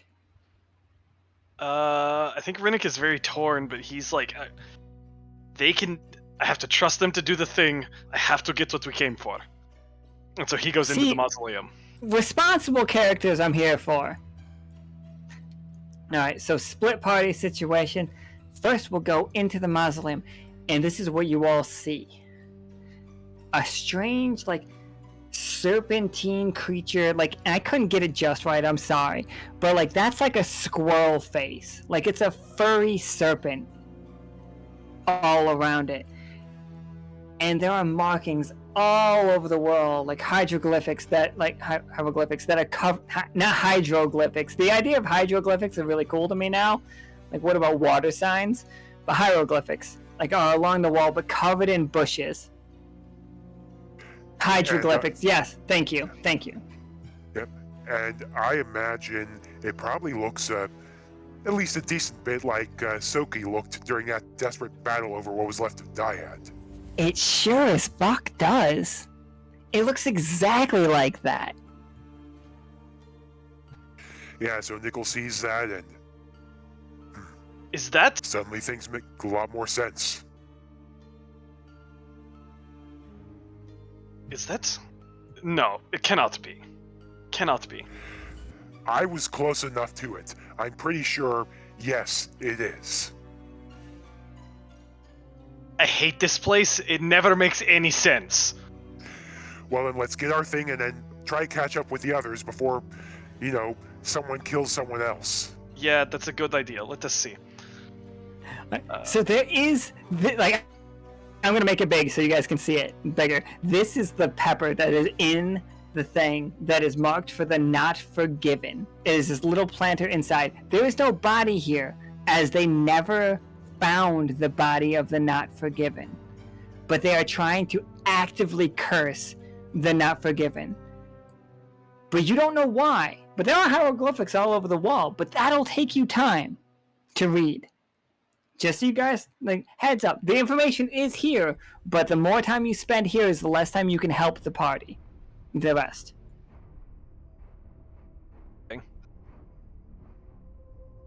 Well, we have to. This is what we came for. We need to at least do the thing. Yeah, we do. This is the kind that he told us we have to have something ready immediately to like transplant it, right? Immediately. You guys, like, it won't have any time once you remove it from the soil. It's got to be like immediately in another planter. Okay. Or some way to completely seal it. But like, let me tell you, I will let you guys make up whatever you want here if you have something.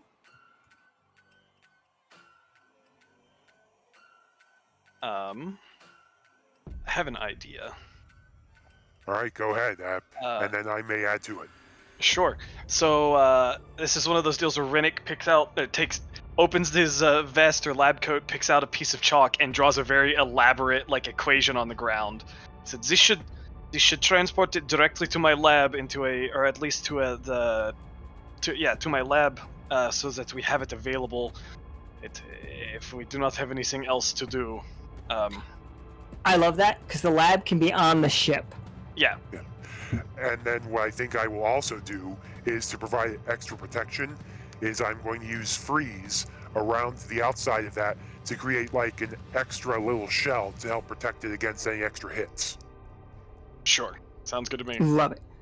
Both of you guys give me a 20-sider, and remember that we have one reroll on the stack of cards. You guys, so like if one of you guys rolls low, we can re-roll that.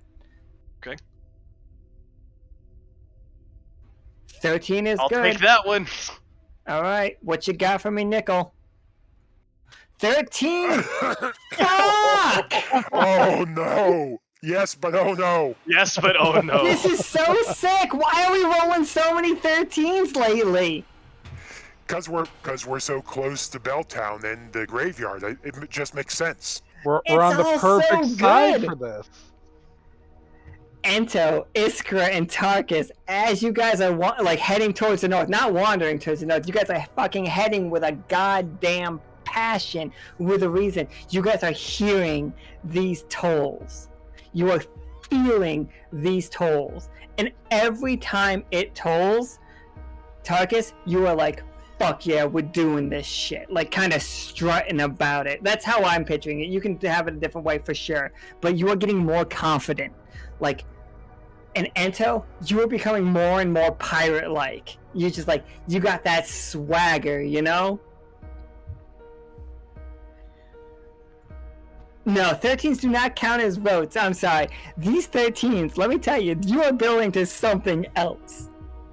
There is something else. And I never wanted to say it out loud because I didn't think we were going to be in Sonnery. So, like, don't worry. Jesus Christ fucking worry. It's so beautiful. Absolutely. You guys transport this thing without a doubt. And with a 20, as you're doing this, Renic, as Nichol is freezing over the little area to make sure to perfectly freeze it. No damage. It's just basically in stasis. But as he's doing that part of it, you look and you see the wall. And you've been to plenty of other planets before. You've been to hundreds of planets. Like, you guys took forever to get back. In that time, you see, like, on the hieroglyphics in the wall, you see a giant serpentine-like creature consuming what appears to be, and, like, this is the only part of it that has any color. It's silvery. Like, this giant serpentine squirrel consuming the silver...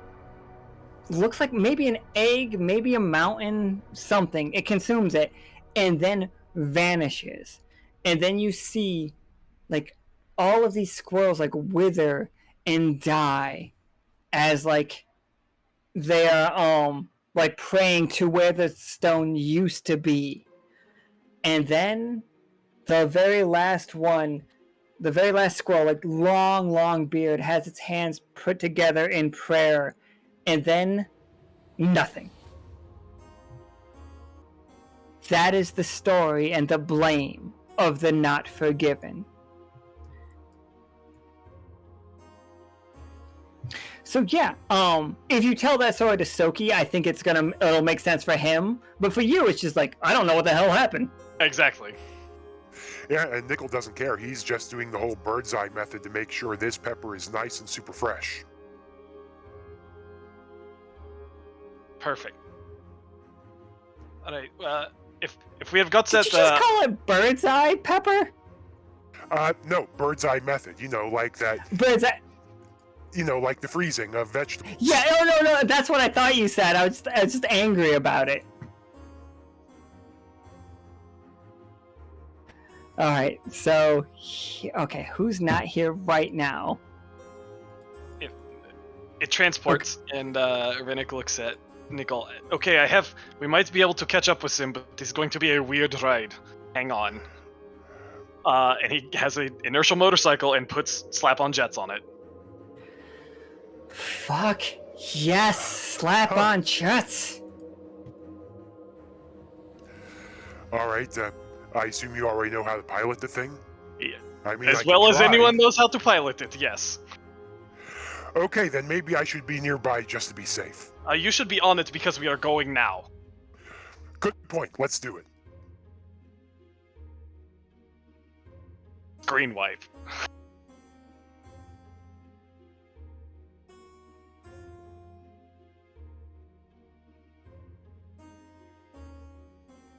Sorry, I was hitting the wrong button. I was hitting shift instead of caps. So you guys like arrive here at the same time. Ento, middle of the fucking party. Like everybody's walking in the flying V situation. This mausoleum back here, that's your mausoleum. You know for a fact your body is in there. Like the same way that Tarkus knew. Thank you guys for like everybody's like fucking making the flying V situation. Like, this symbol right here, nobody understands it, but that is, like, the way that is your thieves' cant. That's your pirate cant. That symbol means we're here.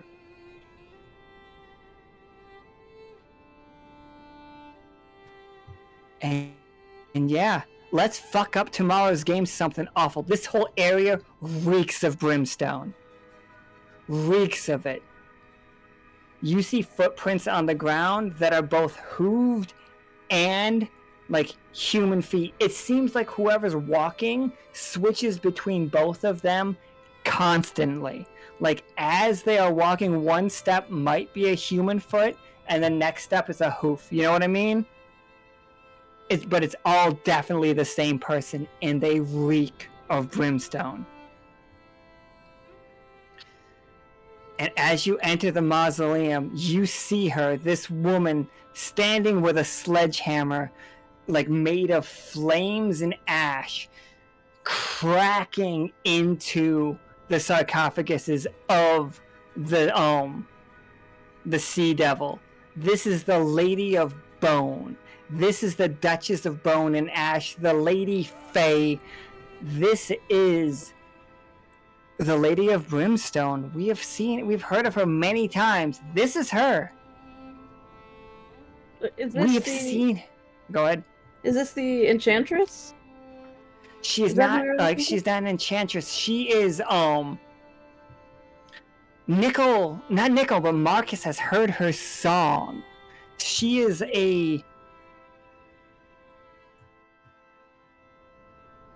I don't know how to explain it except for like she is the first wizard. She is so incredibly powerful. And she is clearly looking for something with a massive smile on her face. In her hand is the a pendant that the Sea Devil once wore. And it is a solid teal skull forged of like some gemstone that we don't quite yet understand. And she looks over at all of you, but she fucking makes eye contact with Ento. Almost like, oops. I have notes from the game that we played with the marquee. What we got? So if we take down the Duchess, the Marquis gives me fangs. Oh my fucking god, that is Yeah. true. And That is I forgot about that. That's so good. I have a note here that the Duchess is the watcher of the clock and time is running out. This is all true. These are true statements. And she looks at. She is, in fact, the Lady of Ash as well. She has 1,000 names, and we're finally seeing her on screen. Wasn't she in the at the auction house too? She was in the auction house. She was trying to buy curses. And then speaking of curses, the medallion that I got, is that only for ranged attacks, or is it for like? Oh, anything. Attacks as well? Anything. Anything's a coin flip. All right, cool. Ento puts it on. Oh my god, you guys are gonna ruin tomorrow's game so hard. I'm fucking here for it. Let's go. Ento raises his cutlass of guilt at her and says, You dare desecrate that which is not yours. And she's just like, she pulls out her 3 swords. One of them floats around her.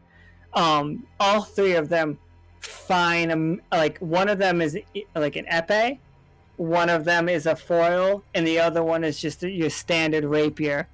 And she's like, you wouldn't dare attack me here. You have no concept of my power here. It's like, go back. Go back. It doesn't matter how much of your memory you've reclaimed. This ghost cannot help you. This girl cannot help you. I don't know what he is. And she looks at Renic, and there's a moment where she literally stumbles. Like, she cannot figure out what Renic is.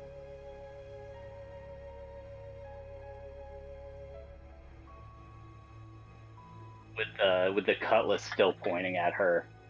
I care not for your power, only for your sins. Alright, she's gonna attack you if you don't attack her. Weapons are drawn. She's ready to fucking go. Yeah, Ento's just heading straight in. Alright, give me that D2. So, you tell me what is heads. Is it 1 of heads or is 2 of heads? Normally, 1 is a 1, 2 is a 20. Yeah, we'll go with that. 1 was 1, 2 is 20. Alright. This is so fucking risky. Alright. Hit me with it. Alright, hold on. Slash roll. Slash roll 1d2. I will say it out loud as soon as I see it. It's a 2! He fucking kills the Lady Fae! He kills the patches of bone and blood! He kills the fucking Lady of Ash! She's just done! Fuck, tomorrow's game has changed a lot. I've got a lot of work to do. How do you kill her? What's it look like? Tell me.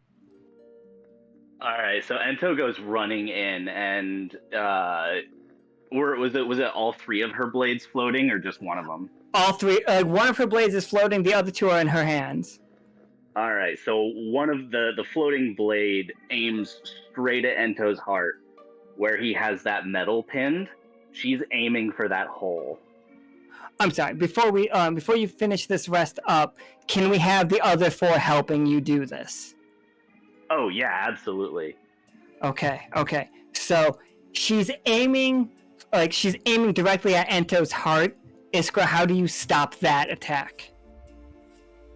Like, the floating foil is gonna fly directly at Ento's heart. Iskra, how do you stop that from hitting him? Okay, I use a thunderbolt at that blade that ricochets into the other ones and sends them to the sides of the room instead of at Ento. Beautiful. Love it.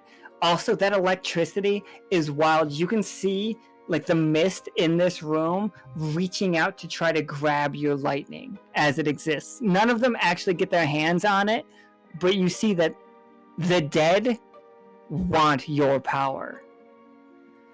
All right. So she sees that happen and she's going to swing like a fucking like haymaker style going directly for Ento's throat. Nichol, how do you save Ento from getting his head chopped off? And you know it would have been.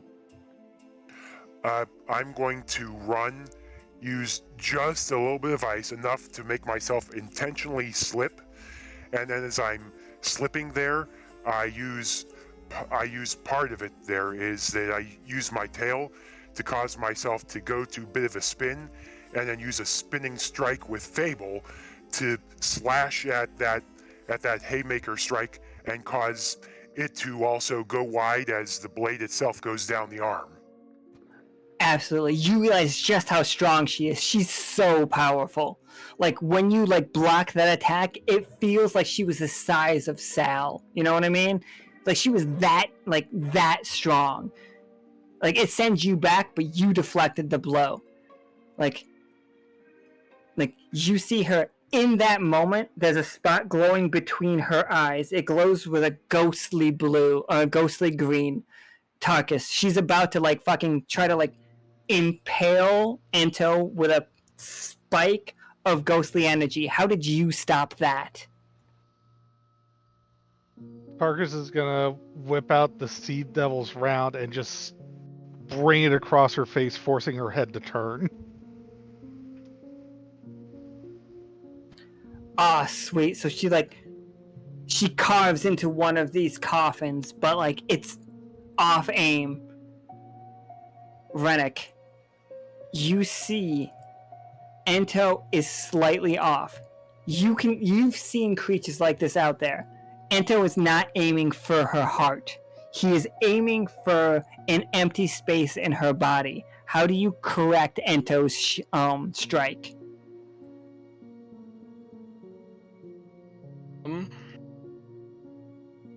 I think he realizes in a split second, and he realizes he doesn't have a time to do like a full spatial transport, but he has enough to shift her body.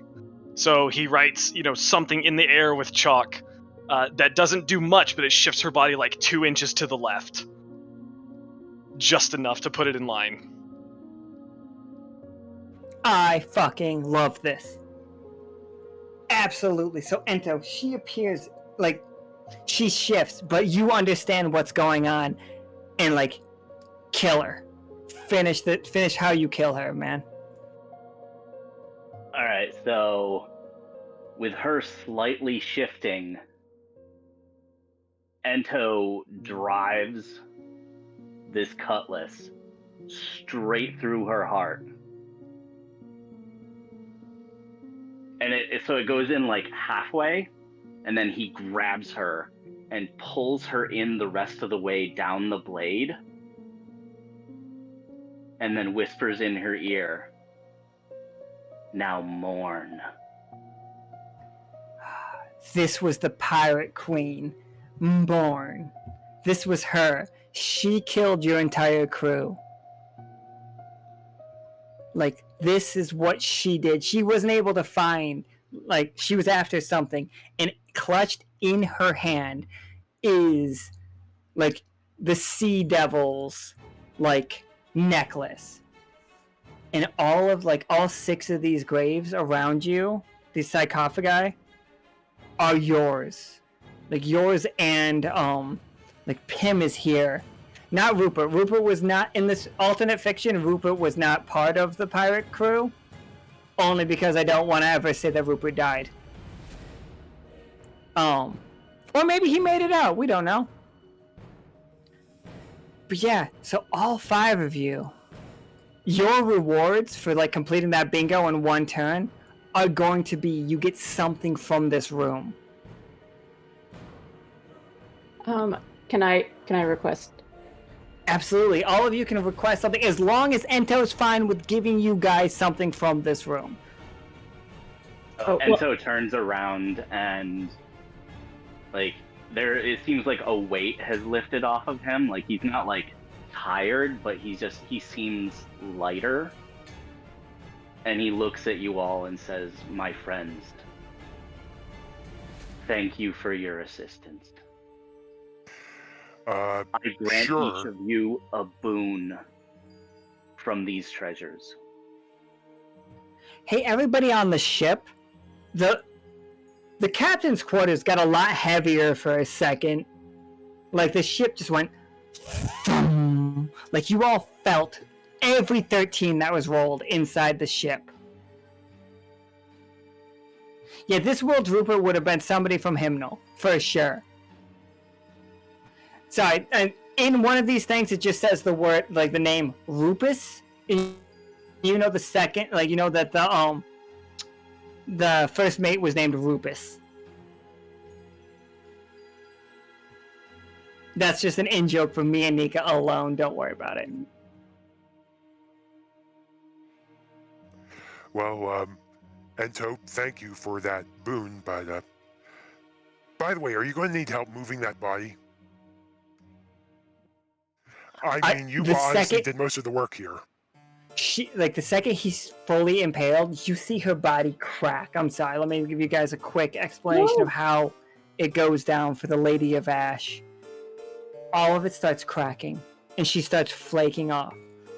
And, like, without any heat, she falls into a pile of ash in front of you, at your feet. Like, the last thing she says isn't a word. It's a couple notes from a song as she collapses into ash.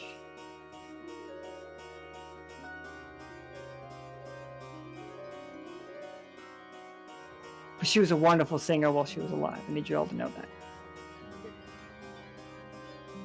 Question. Yeah. My question will still stand even though it's sillier at this point. Broom and dustpan situation.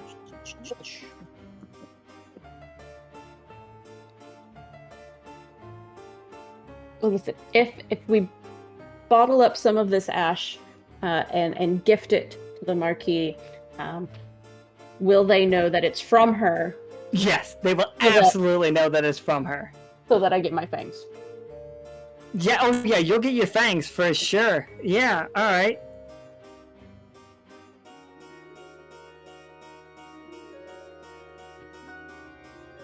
Okay. So yeah, Iskra's just like bottling up the fucking ashes. Renic, when she falls in such a pattern that it is, to your eyes, a math problem. Okay.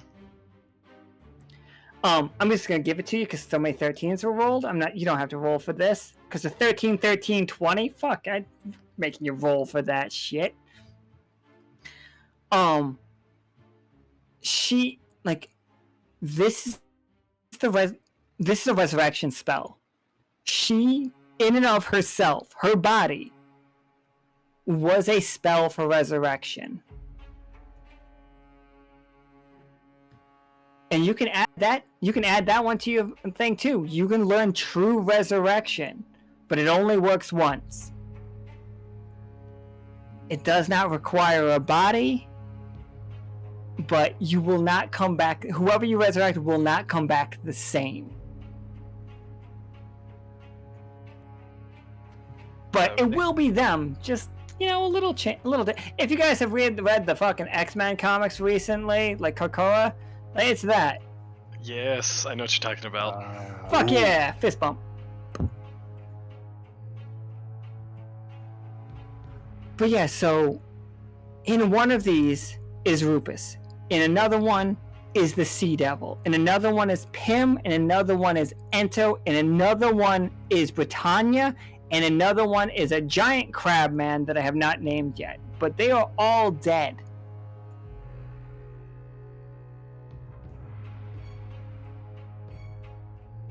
Oh, I'm sorry, not the crab man. Fuck that. in one of them is Sunscream, Marcus's character. But they're all dead, and they all have their weapons. Or, like, their signature item. And each one of you can take one. You don't have to answer now, for sure. We'll answer that at some point in the future. Perfectly fine. But if you have a request it now, please. I do have one question. Since, of course, this is a pirate tomb, are there any eye patches? Absolutely. Rupus had a eye patch for sure. All right, then Nichol will point Ento to that and saying there, would it be all right if I had that as a boon? I think my current one is probably getting a bit old, and unfortunately, ever since that whole incident with the librarian, I actually need an eye patch now, so. Of course, Ento reaches in and picks it up and kind of dusts it off and hands it to him. Thanks. Probably still gonna wash it a bit more before I put it on, though. I don't want to get an infection in there. Let me make a note that you need an eye patch. Now, I don't have these items made up, obviously, because I'm letting you guys make them up. But I will get them to you.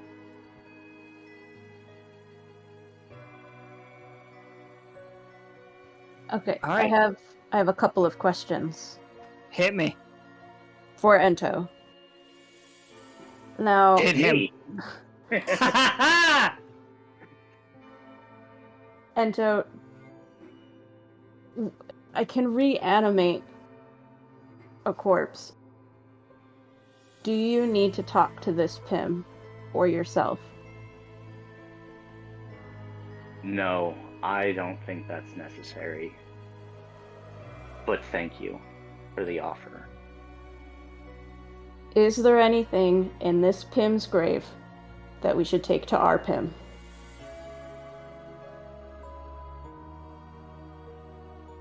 So...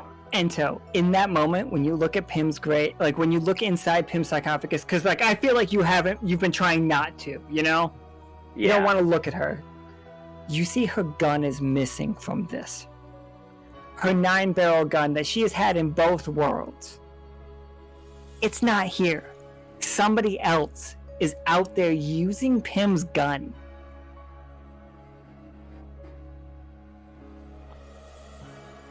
Ento is seething. He is so angry at this. Like, he was absolutely going to gift that to her again. Because if I remember right, like in season 1, her gun got the fragile marker. It did get the fragile marker. If she ever rolls a 1 with that gun, she's fucked. Yeah. And so for him to not be able to do this for her is heart-wrenching. Oh god, that might explain why she keeps shooting all the players, because something's wrong with it. Yeah, that explains it.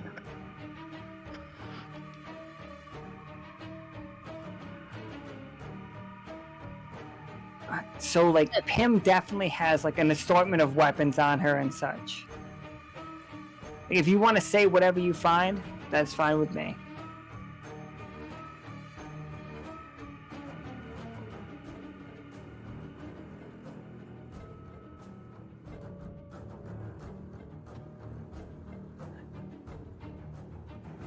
But yeah, if none of you, nobody else has an item that they're looking for right now, unless you do. I saw Renic said he had.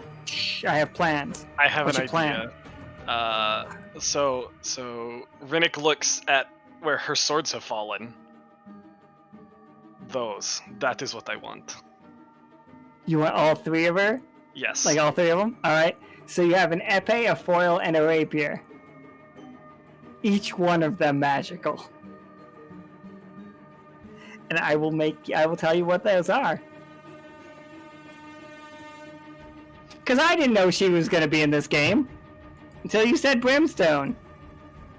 Listen, I didn't know what I was doing either. I picked a thing.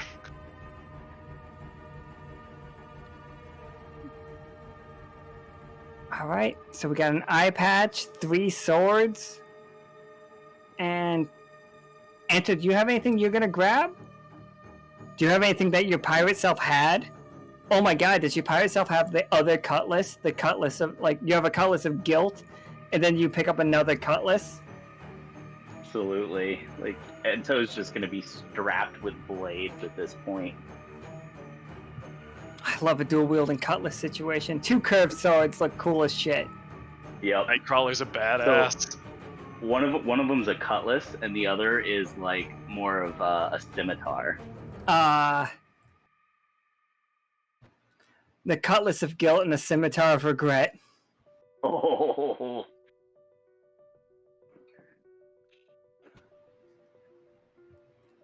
Alright, Tarkus, what you got for me? You want anything out of these, or?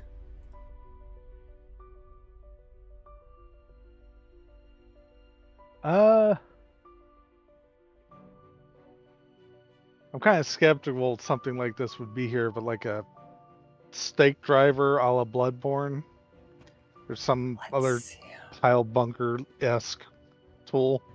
We literally know she had a flaming sledgehammer when we walked in. She had a flaming sledgehammer for sure. That's true. Yeah, like you can like basically reach into her ashes and come out with your own pile driver situation. If you just want the fucking like the Lady of Bones pile driver. Or also, I would also say that if you don't want it from out of her ashes, I would say that Sunscream had a very similar item in his. Like the Marcus's character has a left-handed, just like offhand weapon that kind of looks like an Assassin's Creed thing, but it's hooked up to a super powerful launcher. Like it's only good for one use per game, but it'll get the job fucking done.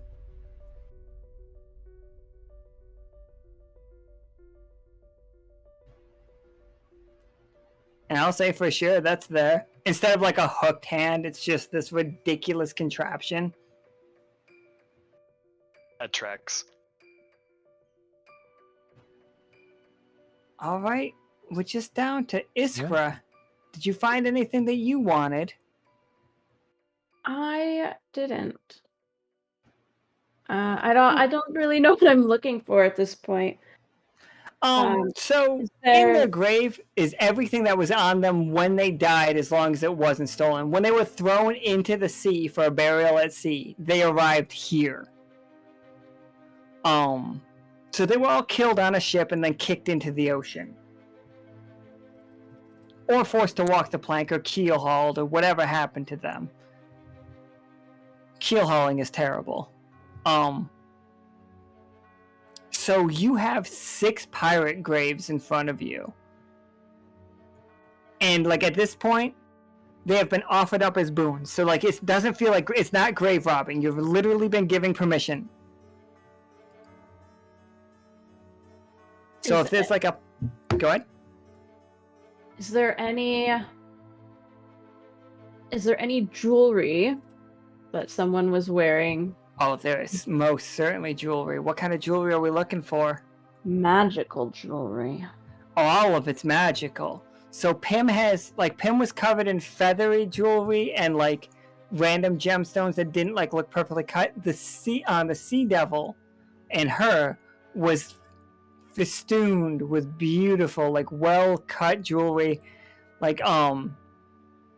Just yeah, let me know what you're looking for. Are you looking for more wild jewelry, or are you looking for more precision cut jewelry?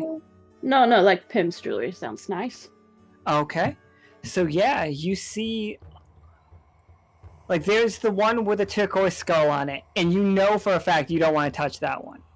That one is not for you to take. That is that needs to remain with their body. Mm-hmm. But above that, it's just a feathery collar all the way, goes all the way around the neck. It's almost like a choker, but it doesn't really choke. But it does have feathers all the way around. Yeah, that one. Absolutely. Like, and you sense it's magic. I will figure out exactly how magical it is in the future. But yeah. That's 2 gifts for the fucking Marquis, because you killed his like main rival, and then also you got him some ghost pepper.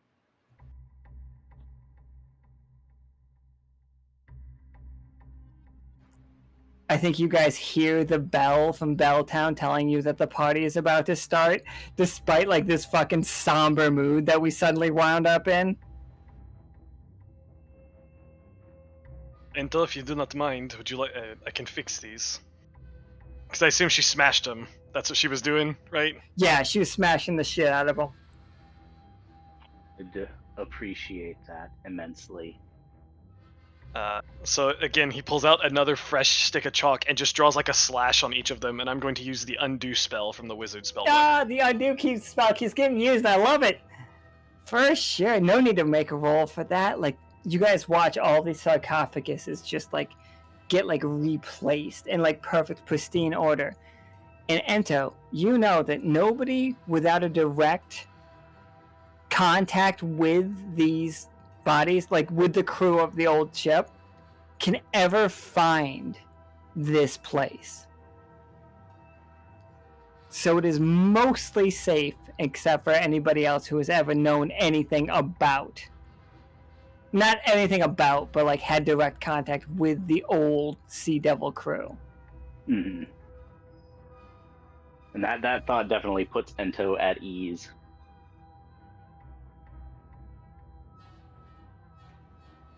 Alright, I guess we're just slow walking our way out of this fucking place with a gift for the Marquis. 2 gifts. Oof. Gifts, sorry, my bad. Lots of gifts. Yeah, I'm gonna have to rewrite tomorrow's game now. Thanks, guys. All right. You're welcome. Thank the dice, they kept doing 13s. They kept doing 13s.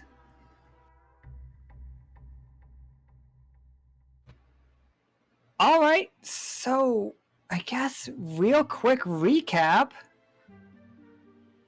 So, looking for just a fun, silly game, going to the fucking cemetery at Sonnery without any problems or anything. Like, I was just like, looking for a ghost pepper. We found Tarkus's body. Tarkus is, in fact, dead in real life. Like, his body is dead. He gave his hands to Dr. Myers, and, Joe is a pretty cool guy. Don't worry about him. Then we found the Mausoleum of the Not Forgiven, which was it had like a ridiculously cursed place. They were attacked by the Widowed as Ento started recalling the death of his sister, but in a separate life, not in this life, his other life. His sister died in front of him. And then we saw inside the mausoleum that there was a giant serpent-type squirrel thing that ate a mountain of silver, and that is why the Not Forgiven is blamed for the destruction of the Earth, of the arboreal world.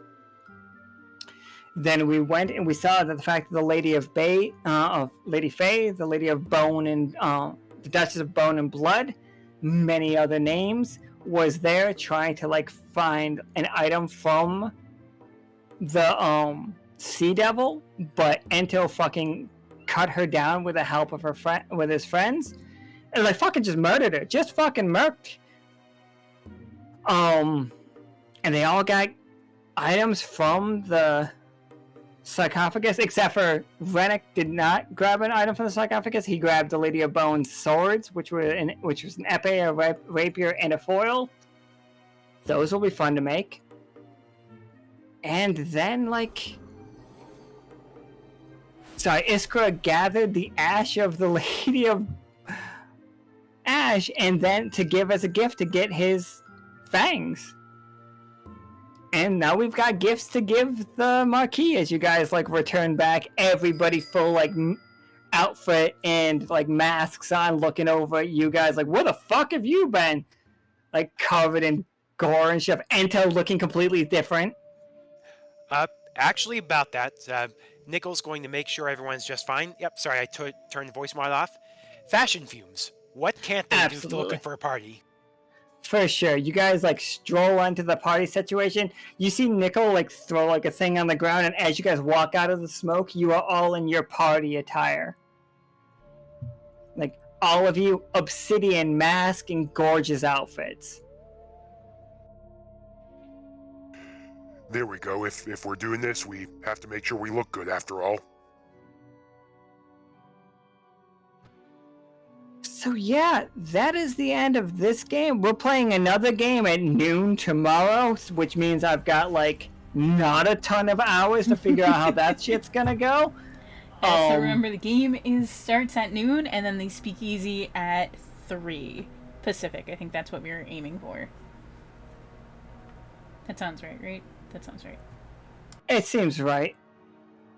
You guys did fucking amazing. What a great game. Thank you all so much for coming and playing that game. That game got wild real quick. Yeah, I can get you the stuff. I owe a couple people hindsight situations. I know I owe Caustic the Lydia stuff. And I'll get them that as soon as I can. During our break situation, I'll take care of all of that stuff if I can. So thank you guys so much for playing, and thank you guys for coming and like watching this shit and buying cards. This shit was a riot and a half. Was not expecting half of these turns, so good luck me. Yeah, thanks for having us. This was a blast. You guys fucking killed it. Thank you guys so much for taking my like get ridiculous with it seriously, because you did. And now it's weird. Now it's weird. That's the point. Yeah, that was a fun one. I'm glad that I was able to keep it together long enough for the whole session. I'm glad too. But go get some sleep. I've got to pee really bad. You guys did fucking amazing. Thank you guys so much. So I'll see all you guys at noon tomorrow. That can make it. I'm not mad at you if you can't make it. I'm not mad. He sounds so disappointed. I'm disappointed. Disappointed's different than mad. That's worse. When it is different than angry. Look, it's just gonna get more ridiculous. I'm looking forward to it, for sure. Also, sorry, tomorrow's party. This is going to be more interesting now. Got really weird. Alright, we'll see you all tomorrow. Bye forever. Goodbye forever, everybody. Bye. Goodbye. Bye forever. Goodbye.